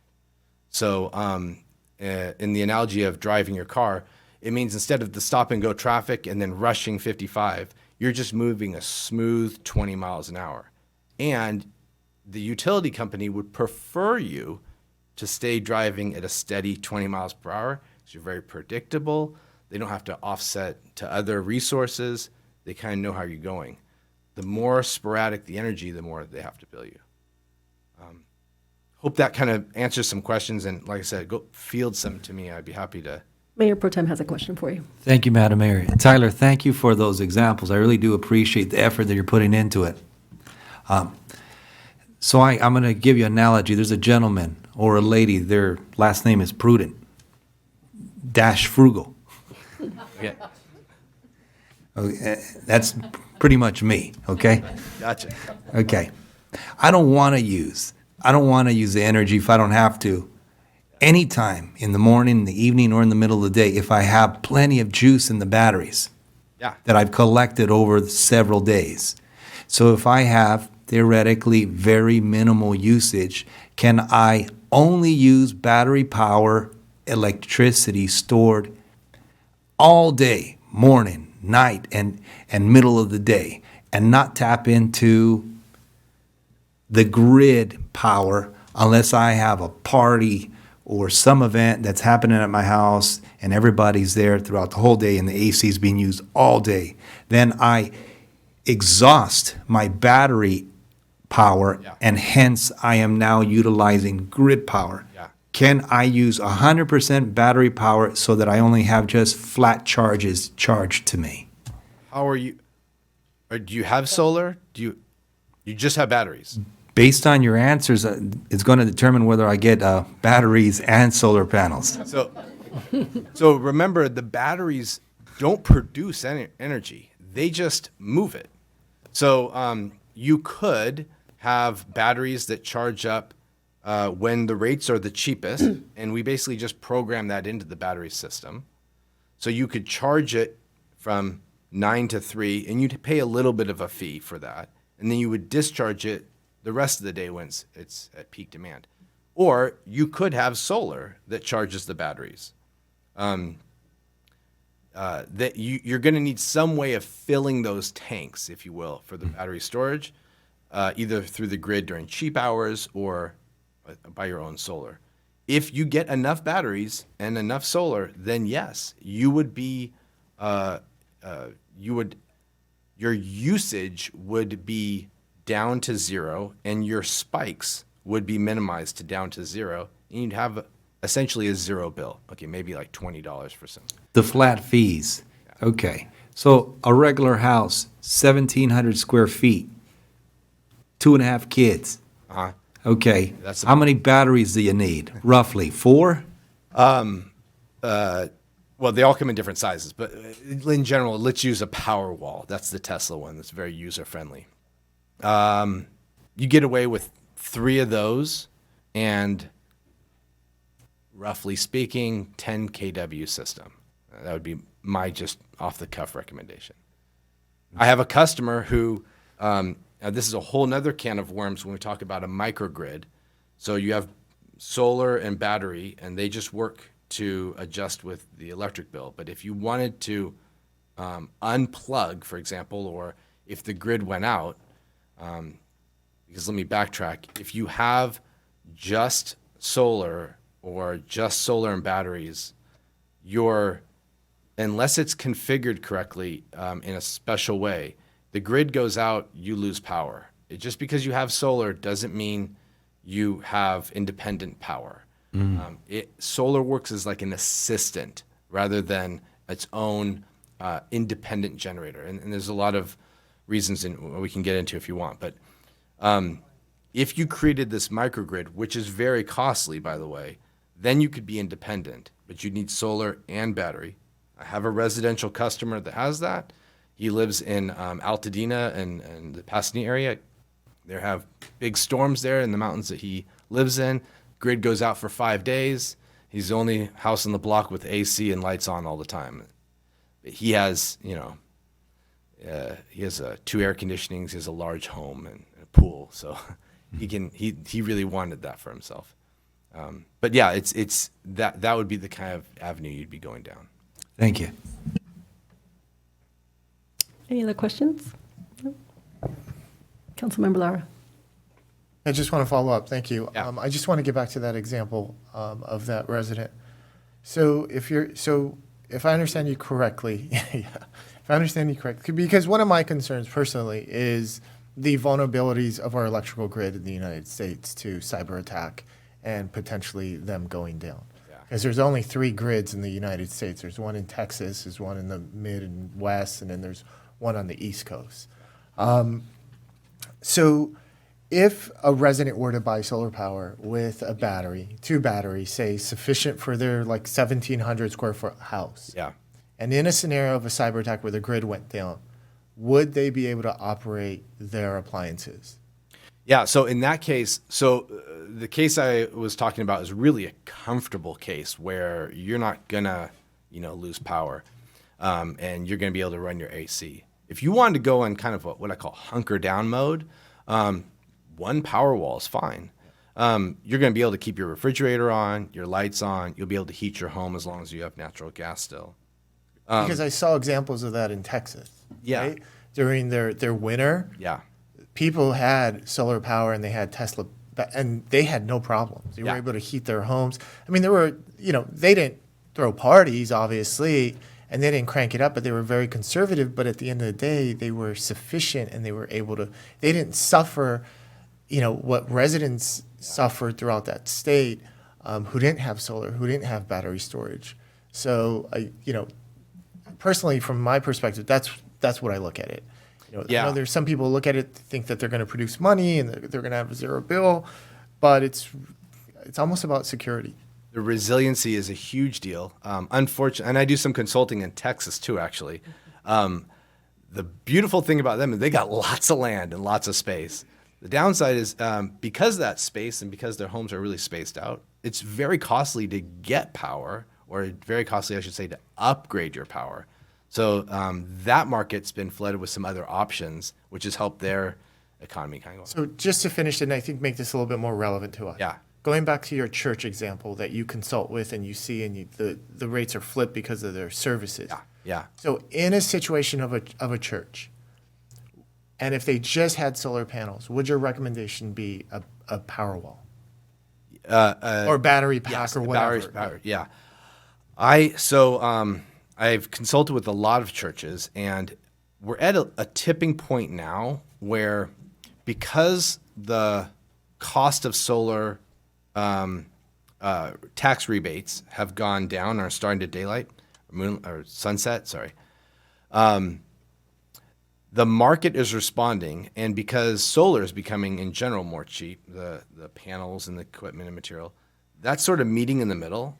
So it's now becoming very affordable for churches to do solar. 5 years ago, I can't tell you how many churches I said, don't bother. Hey, I'm the sales guy. I'm coming to you with a project, but I'm telling you, this is not a prudent way to spend your money. And the reason is because they're not really going to do a lot of work on their electric bill. They don't consume energy the way a typical customer does. And they wouldn't be able to get the tax credits. So now, though, these factors are starting to play into fact. And yes, with even a small battery storage system, in combination with a new solar system, you really can get to a financially prudent model to do it for churches. Thank you. Okay, let's move on with our agenda. We're racking up our electricity bill here. We don't have solar panels yet.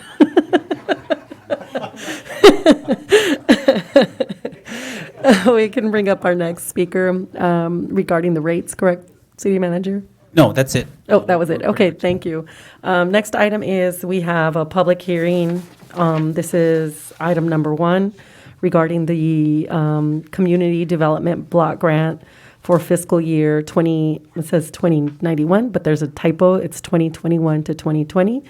We have an expansion of our small business grant program where we received $50,000 from our LA County Supervisor, Janice Hahn. So I am going to open up the public hearing right now. Do we have anyone online or in person that would like to speak regarding this matter? None? Then I would like to close the public hearing. And do I have a motion or any motion from council? So move as recommended. I second. Second? Okay. All in favor, say aye. Aye. Aye. Aye. Any opposition? None. Motion passes. Thank you. Next item, we have our public comment. Thank you for those of you waiting for our important discussions. First, I would like to call up Joanna Rosas, if she's still here, if she was able to stay. I think she may not. Joanna Rosas? I believe she had to leave. Let's call up Johnny Garcia regarding pickleball. Thank you, Madam Mayor, members of the City Council. Good evening. My name is Johnny Garcia, a long-time resident here in the city of Pico Rivera. If I may, Madam Mayor and council members, I would like to acknowledge our parks for their great work that they do. Pam Uger, her team. I just want to give a shout out from behalf of RBA, Rivera Baseball Association, this past weekend. Pam, you and your team for all your support. We were able to get through the weekend. And Captain Hutek, Carla, and one of her colleagues, I want to say Robles, but I'm not sure. They were very supportive over at Rivera Park this past weekend. So thank you both for your teamwork and supporting RBA over at the park. Thank you. I'm coming to you, Madam Mayor and members of the council. As you recall, last meeting, I brought up the word pickleball. I was approached by seniors over at Smith Park. For the benefit of those that don't know what pickleball is, we look at it as a larger version of ping pong, a smaller version of a tennis court. Some will say it's a ping pong ball on steroids. This sport is growing rapidly, ladies and gentlemen. It is just taking off. It's cutting edge. It's moving at a rapid pace, and it'll soon be an Olympic sport. And with me, I have Rockin' Rudy right here, who participates in our programs over here. I have Thea, who's an educator over at McGee, and I have Pete right here, who participates in our program as a resident. They have all the knowledge, all the wealth. They participate in these programs. Again, if we can get this off the ground, we would love to work with staff to help implement this. This is, again, it's taking off. This is a sport that will be self-sufficient. Residents should not have to travel outside the city to participate in something like this.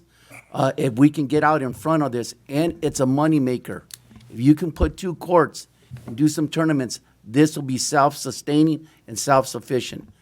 And again, I just want to thank you for sticking with us throughout this presentation. That shows their commitment and passion to get this off the ground. So we can get any guidance or direction to maybe move forward so we can coordinate with staff to help see this come to fruition. Thank you. Thank you. Director Ugar, can you work with Commissioner Garcia? I know he's on the Planning Commission. I'd love to, sure. Yes, I know we got a couple of grants, might not be at Rivera Park, but maybe work it in somehow, see what we can do. Mayor, if I may, I know we waited to our comments to ask for seconds, but I think pickleball is a great idea. I think that is an option that we do not have, and we're always trying to provide these options. So, and we're currently, now that we got funding for Rio Hondo Park, I want to see if I can get a second to maybe incorporate that into the design as we talk to Director Pam during this process. Sure, I'll second that, and that's within our jurisdiction to direct our directors. So thank you. Thank you. Sure. Next, I want to call up Jairo Geme. I'm sorry if I mispronounced your name. Can you please tell us how to pronounce it correctly?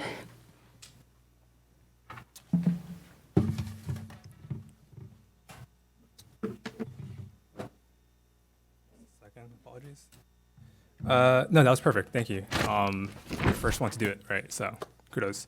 Good evening, City Council. My name is Jairo Geme, and I am a resident of Pico Rivera. I'd like to make 2 comments on 2 things, or I'd like to comment on 2 things, rather. First, I would just like to express my absolute support for the extension of the Gold Line through this city and up to Whittier. I've been a lifelong public transit rider and a lifelong resident of Pico Rivera, so that means I hop on the 10, the 60, the 40, the 265, whatever's the appropriate bus that I need. And it's often to get to the trains, because the trains are very valuable public transit resources. And I'm disappointed with some of your comments today. I find it personally insulting that when we talk about public transit riders, that some members of council or even members of the public, my supposed neighbors, will talk about transit riders as being dirty, criminals, or just otherwise unsavory characters.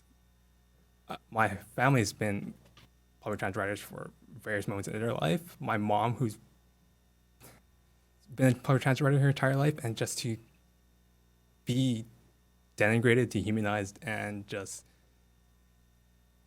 generalized as less than is personally insulting. My request is that you be kinder, better people. That's all. Second, a more cheerful note, I would like to express my support for the Brujeria staff that are here tonight, who are looking for a outdoor dining program. I think it's a fantastic thing that they've done with, I think it's 6 parking spots, and then the additional 2 parking spots. So 8 parking spots, they've added a bunch of outdoor seating, and it's really made just that small little slice of the city just very much more enjoyable. And I understand that it was a very kind of ad hoc sort of thing as a result of COVID. I think having a more permanent program for both Brujeria and other businesses who want to utilize space is a fantastic thing.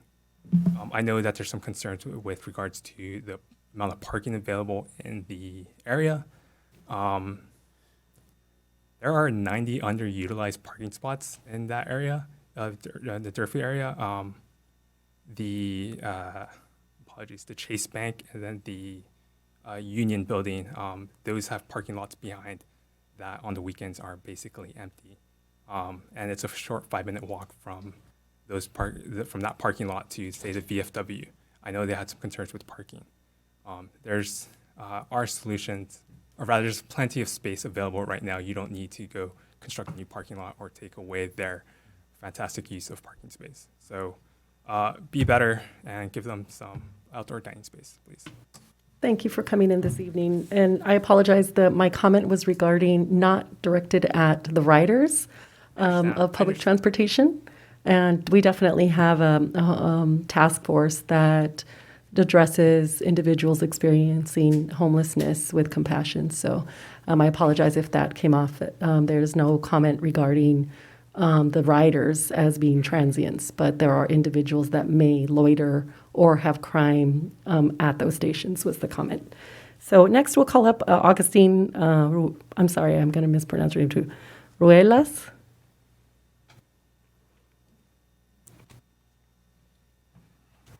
Hello, Council. It's been a long time since I've been at this podium.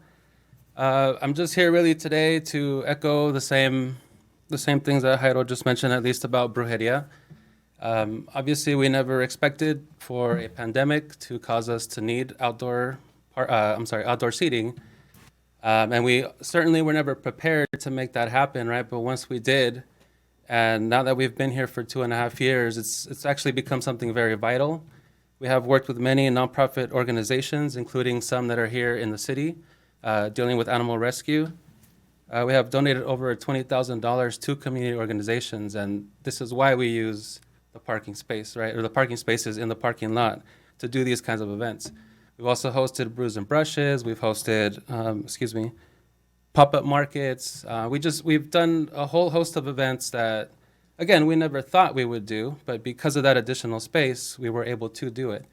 And there has been neighbors that have complained about the lack of parking, but honestly, every day that we are there working, there are always parking spaces available.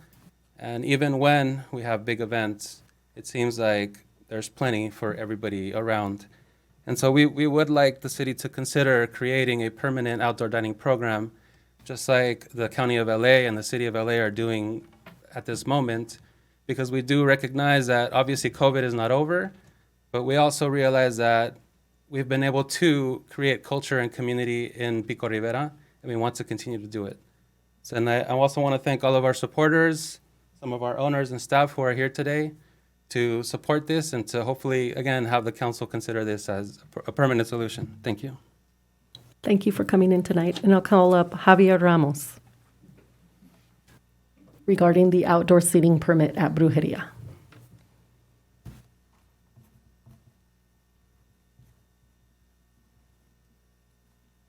All right, good evening. My name is Javier. Madam Mayor and members of the council, thank you. My name is Javier Ramos, and I am a resident of Pico Rivera. My public comment is regarding the outdoor seating dining program permit at Brujeria. First, I would like to thank, speaking of the pandemic, nobody expected a pandemic, but I would like to thank the City Council for thinking out of the box when the opportunity came up to bring a converted shipping container to Brujeria to make it available for them to use for additional outdoor seating. It was something that was very positive for our city during the pandemic. In fact, the The container was so well received by the community that at one point the original artist stopped by to touch up the container, only to find that there was no sign of graffiti or tagging on this container. It was never, which as a 35-year resident of Pico Rivera, that is a pleasant surprise, and goes to show how the community reacted to the container. Now, the outdoor dining at Brujeria has brought vendors, not only from Pico Rivera, but from Orange County, Alley County, Inland Empire, along with their followers, which created a very nice light for our city, because we had people coming in from Orange County that suddenly they see Pico Rivera in a different light. Very positive for our city. To finish, I'd like to ask that you keep the same open mind to possible alternative solutions to continue the outdoor seating at Brujeria. Thank you. Thank you for coming in this evening. And thank you, everyone who came in. I recognize it's late and you have families. I would also like to comment on that. I think the outdoor dining program, although it was temporary, COVID is still, we've been experiencing that. So I'd like to speak with Director Garcia. I don't know if it needs a second, but perhaps we could look into a permanent outdoor dining type program. Of course, we recognize there's a lot of factors, including parking as this gets more popular, as well as aesthetics and safety, because we reopened Durfee Avenue. There's more traffic along that corridor. So I think there are a lot of factors that we need to mitigate, but I think that it's very feasible.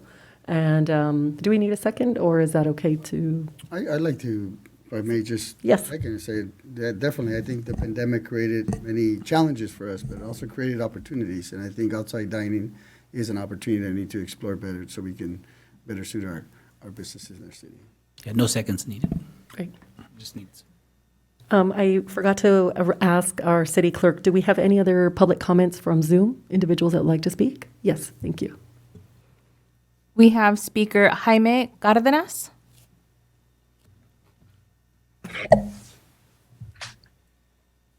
Hi, good evening. Good evening. Can anyone hear me? Yes, we can hear you. Go ahead. Okay, great. So I just wanted to, well, thank you for your time. I just wanted to echo what was said by Javier and Agustin. I'm Jaime, also one of the owners for Brujeria Brewing Company. And I just wanted to emphasize what we're doing with our area, with the opportunity, and given the platform that Brujeria is to bring in, diversity into the brewing industry, and also to give back to our community through all the nonprofit projects that we've been part of, operations, and bringing outside businesses, as well as emphasize the fact that a lot of our consumer base is coming from outside of Pico Rivera and spending their money to help stimulate our local economy. So, whatever I can say that's to support the idea of a permanent seating area or patio area for us, that would not only be beneficial to us, but to the long-term development of Pico Rivera. Thank you. We have one more speaker? No, none, that's it. Thank you so much. Let's move on with our agenda. We have items consent calendar, items number 2 through 10. Do we have a motion to approve those items? Motion to approve? And second, okay. All in favor, say aye. Aye. Aye. Any opposed? Any abstentions? None. Motion passes. And then we have our regular agenda item, number 11. Madam Mayor, members of the council, this is the council provided previous direction regarding placing on the ballot a term limit measure. This is the follow-up resolution that would, in fact, if it passes, would place that matter before the voters for the November 8th, 2022 election. Happy to address any questions that City Council may have. I'd like to make a motion to approve. I'd second.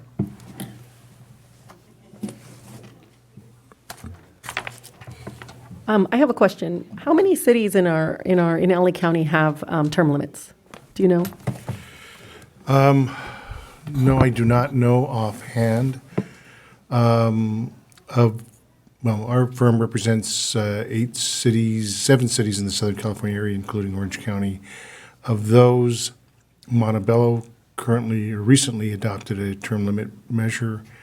Linwood did adopt a modification to their term limits. Commerce does not have term limits to my knowledge. Norwalk, that I represent, does not. Huntington Park does not. So it's kind of a mixed bag, really. And what's the average of the term limits? Is it 8 years, 12 years? For example, Linwood just had a measure before their electorate. They had an 8-year term limit. They extended it to 12, and the voters approved it overwhelmingly by 2/3 vote. Mayor Pro Tem has a question. Yes. There was a recent vote in the midterm elections by the city of Beverly Hills where they did a lifetime retroactive of 3 terms. And I would like to pose the question to the council of not a retroactive 12 years, but on forward going lifetime 12 years. So I would like to make the proposal where our term limit ballot measure would be a total of 12 years, which would be 3 terms, whether consecutive or not, onward from the year 2022, and it would be a lifetime cap. It would not consider previous terms served. It would only start from the election period onward of 3 terms, consecutive or not consecutive, but a lifetime cap of 12 years. That's what I'd like to propose to the council to amend this item to go to the voters. Now, why? Why I think it's important to have new ideas and fresh ideas to come into the council well into the future. Thank you. Councilmember Elias had comment as well. I just wanted a clarification on some of the language here in the whereases. Council, it talks about shall serve, I've got a little power problem here. The term shall be served by a member of the city council or, for limited, not more than 3 years consecutive, not more than 3-year, 4-year terms, after which a member of the city council shall not be qualified to serve the elected office for a period of 4 years. Well, can you tell me what that means? Yes, Madam Mayor, members of the City Council, the language is intended that if a person serves 3 consecutive terms, they would have to sit out a full term of 4 years before a person could run again. Oh, so if I ran for 2 terms and took a time off there, I'd have to wait for 4 years to finish off my term? Yeah, I'm pulling up that language right. Okay. Does that kind of address yours? Well, to your question, council member, you could take a break if you wanted to. The amendment that I would like to make is that remove the last portion of taking a 4-year break and you can continue another 3 consecutive terms. So in essence, a council member could do 12 years, take 4 years off, do another 12 years, take 4 years off, and do another 12 years into infinity. I'd like to remove that so that there is a lifetime cap of a total of 12 years from the year 2022 onward. That's the friendly amendment that I would like to make, and could I get a second on that? I'll second it. A point of clarification. But that's, if I'm not mistaken, that's what the school district adopted, right? They adopted 12 years, then you have to take a 4-year break, and then if you choose, you could then get another 12 years.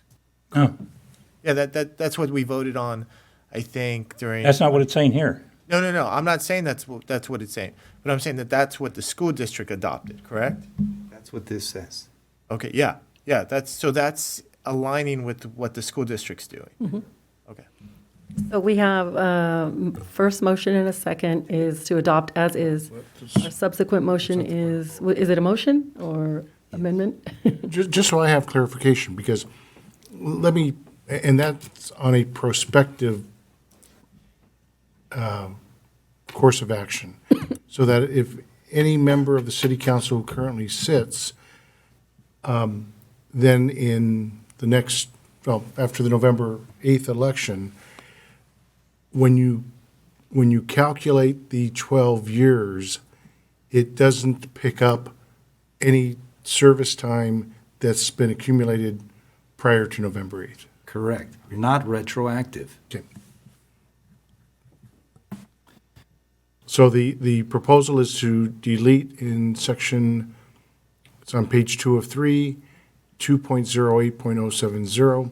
That's item subsection B, which defines term limits for members of the city council.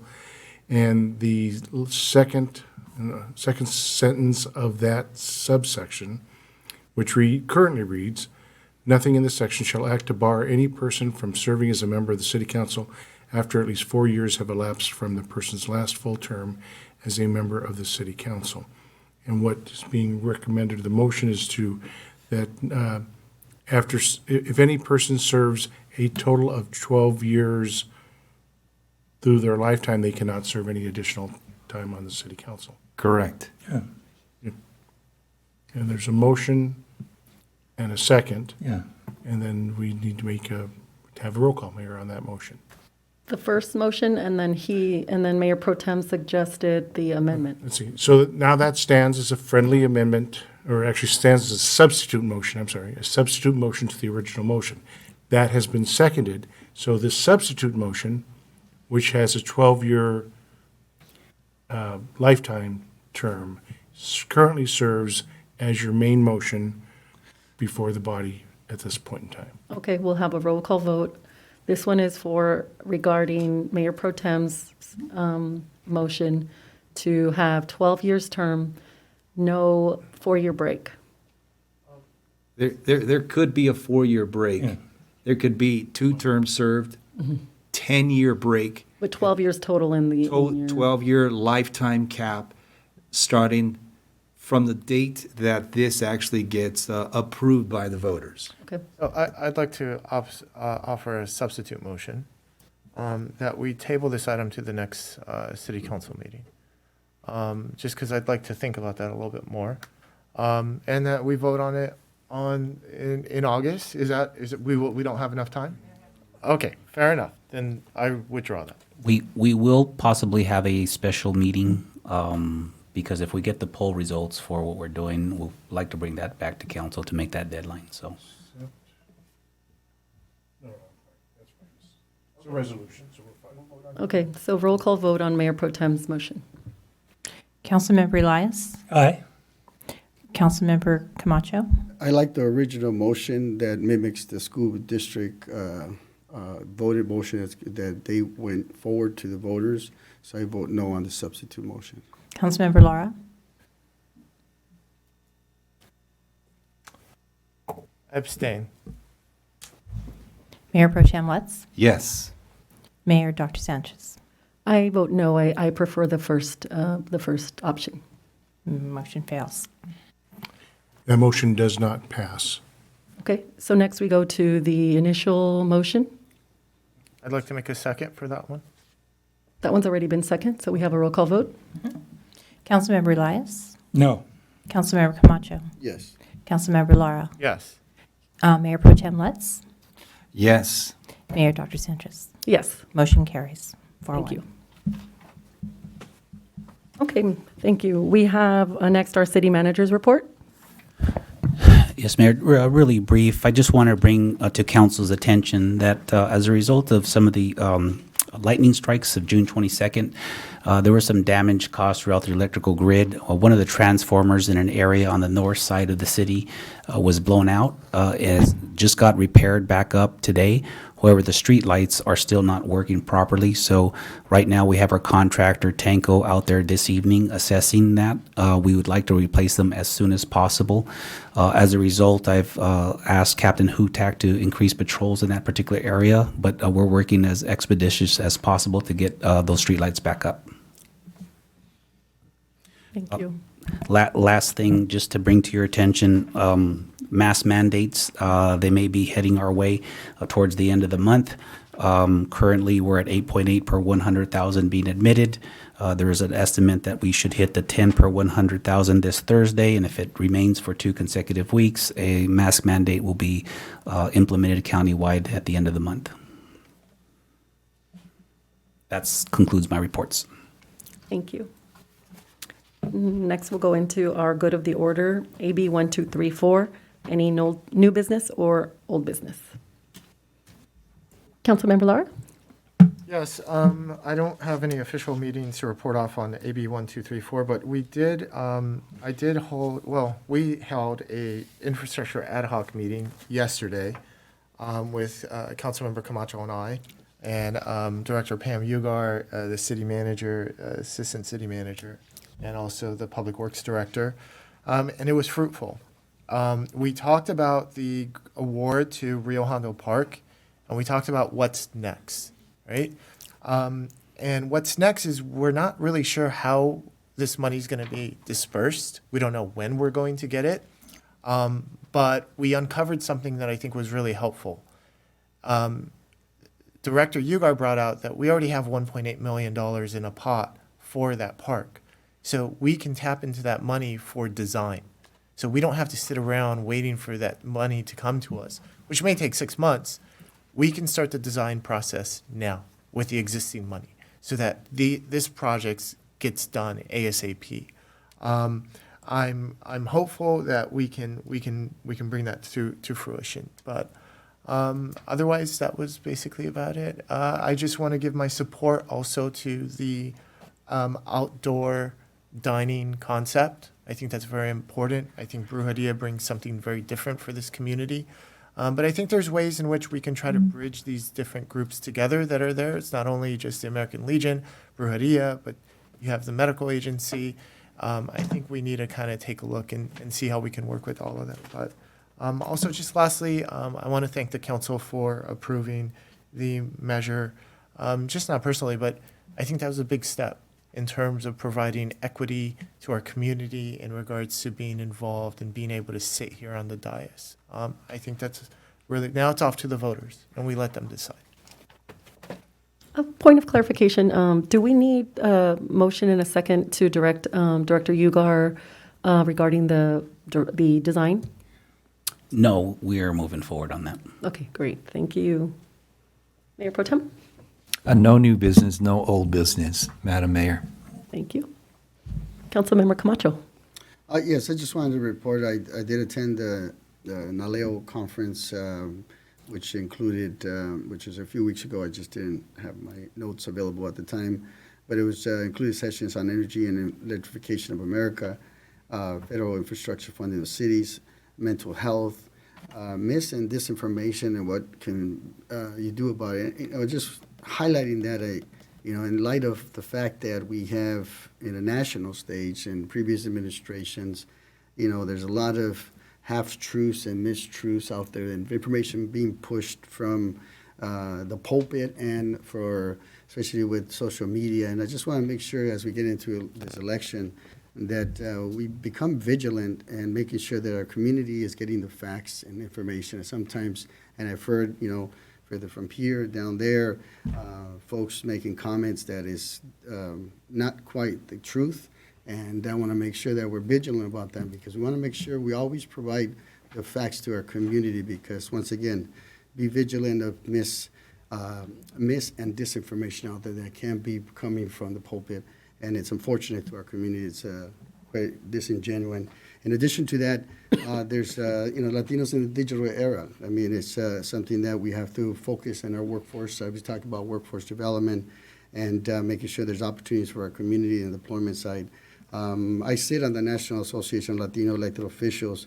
I'm proud to sit on this board. It's a national board, nonpartisan board.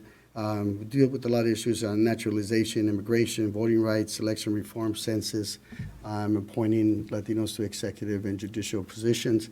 This board is consistent of many members throughout the country. I share California with the Insurance Commissioner, Ricardo Lara, the Mayor, Eric Garcetti, my neighboring colleague in the city of Downey, Claudia Fermetta, and myself representing California, which is a great, very prestigious board to be part of and great organization. So that's all I have as far as my comments. Thank you, Mayor.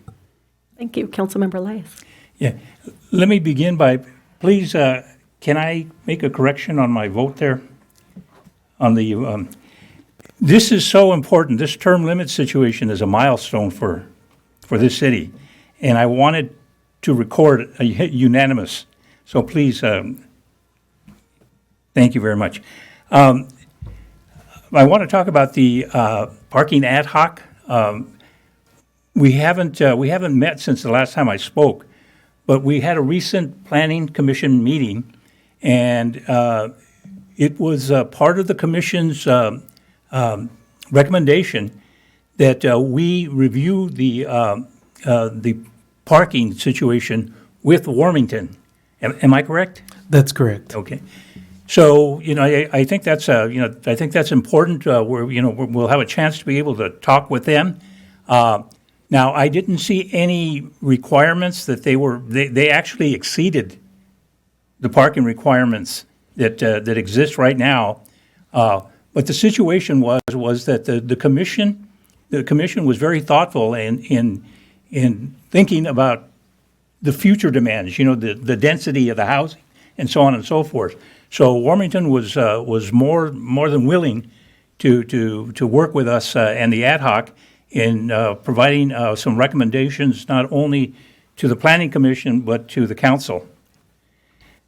Okay, my other point is I appreciate the monthly managers' reports. The only thing that I was short on was that I didn't have any information as to how many loans were provided so far, business loans. Yes, we have that information, and we'll distribute that to council this week. If we could have some numbers, again, that would be great in terms of doing it. I also had the opportunity of reviewing the monthly financial report from Ms. Garcia. And Ms. Garcia, it's a very good report. But what I want to do is that I want to provide some clarification to our residents on this thing. One of the items that you had as a bullet point was operating transfers includes 1.065 million sales tax pledge from the general fund. Can you explain to our residents what is our sales tax pledge? Yes, sir.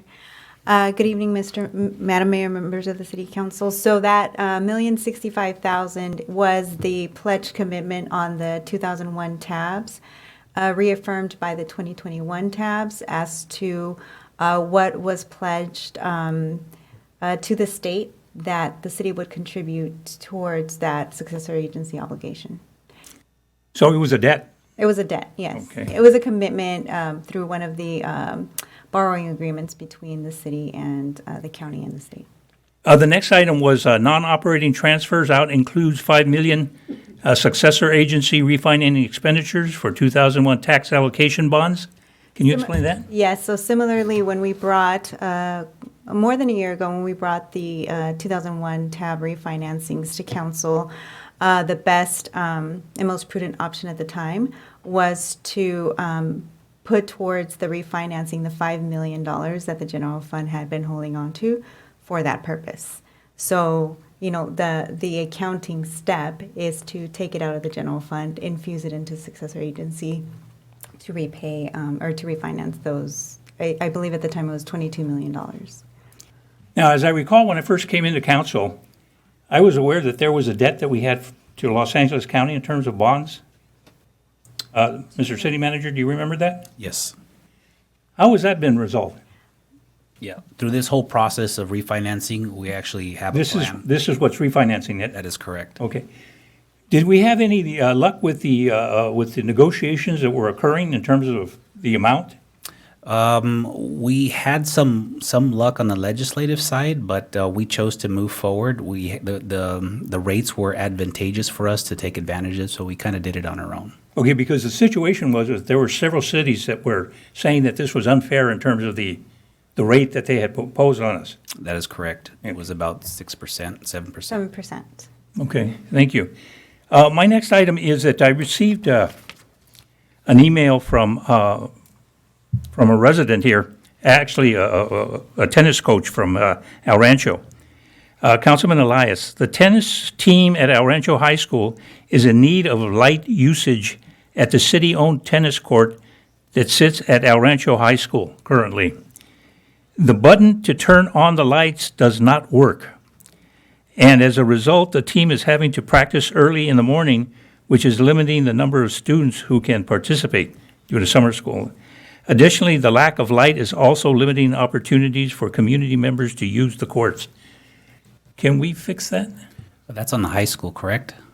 Yeah, it says that we have a tennis court that's owned by the city? No, I think that's the high school's tennis courts. That's correct. You are. We don't own any tennis courts. It's the high schools. Okay, so it's the schools then? Yes. Okay, all right. May I comment on that, Councilmember?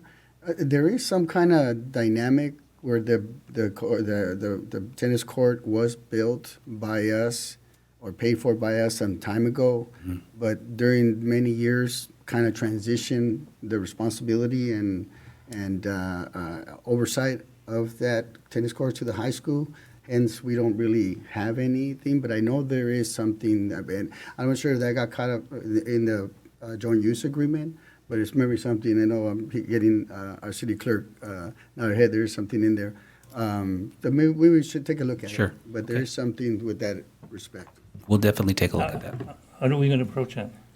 I think right now with you have a meeting coming up with, or have been having meetings with the new superintendent. I think that's a discussion you can have. Yeah. Figure that out. Yeah, definitely. The intent would be to see, who actually maintains it. If we have that jurisdiction, then we'll fix it. My next item, and again, what I have here is, it was actually a request from our fire stations. Apparently, we have no warning lights or sufficient signage for them to exit and for them to enter, to give the traffic. In fact, there was one occasion there where there was an accident where a car ran into, and it kept the vehicle from being able to go to a fire there. So what they came to do is they came to me and said, hey, could the city do something in terms of signage or flashing lights or something when there is that? Is that the one off of Rosemead? Is that the fire station? That would be 103. Yeah. Yeah, they're talking about all of them. Paramount. Okay. We definitely will take a look. I think also like to have a conversation with our supervisor's office as well to see how we can address it from that angle as well. Everybody knows I have summer vacation, so I'm getting all of these. Sir. Yes, sir. The VFW on Bermudas, they want to do some fixing up and so on, but they can't get a hold of the neighbors, the vacant lot neighbors there. If they can have a phone number so they could proceed with some cleaning up. We will reach out to them. Commander reached out to me and I provided the information already. Oh, he has it? Okay. Thank you. All right, and just for old business, okay. Some time ago, we got passage for an item to be agendized, and this was for a property owner's protection resolution. Mr. City Manager, do you remember that? If you could refresh my memory, because I know we had a conversation about it. I think it may have gone to an ad hoc or was supposed to, but again, if you could bring some clarity to that. Well, actually, it was agendized, okay? I'll look into it. Okay, all right. So I'll be able to find out about it when? I'll brief you prior to the next council meeting. Okay, thank you. That's it. Thank you. I wanted to mention that I attended myself, Councilmember Lara, and Councilmember Camacho were able to attend a welcome reception for the new superintendent, Dr. Marco Villegas. And thank you for the school district. They invited us to attend. I think maybe perhaps given the new status, it's time for us to have a meeting in the near future. I don't know if you've been working. He just has been in 6 days. I know we might need to give him a little bit of time to catch up. But if we can put that on agenda, a special meeting with all of us. We have the tennis courts, we have the swimming pools, we have so many topics. We have soccer fields, we have a lot of topics that we can possibly discuss. So let's put that on the agenda as soon as when you speak with him and give him some breathing room. We understand he's been in 6 days. That's what he told us. So we'll get that on the agenda as soon as we can. We'll find a date for that if we can.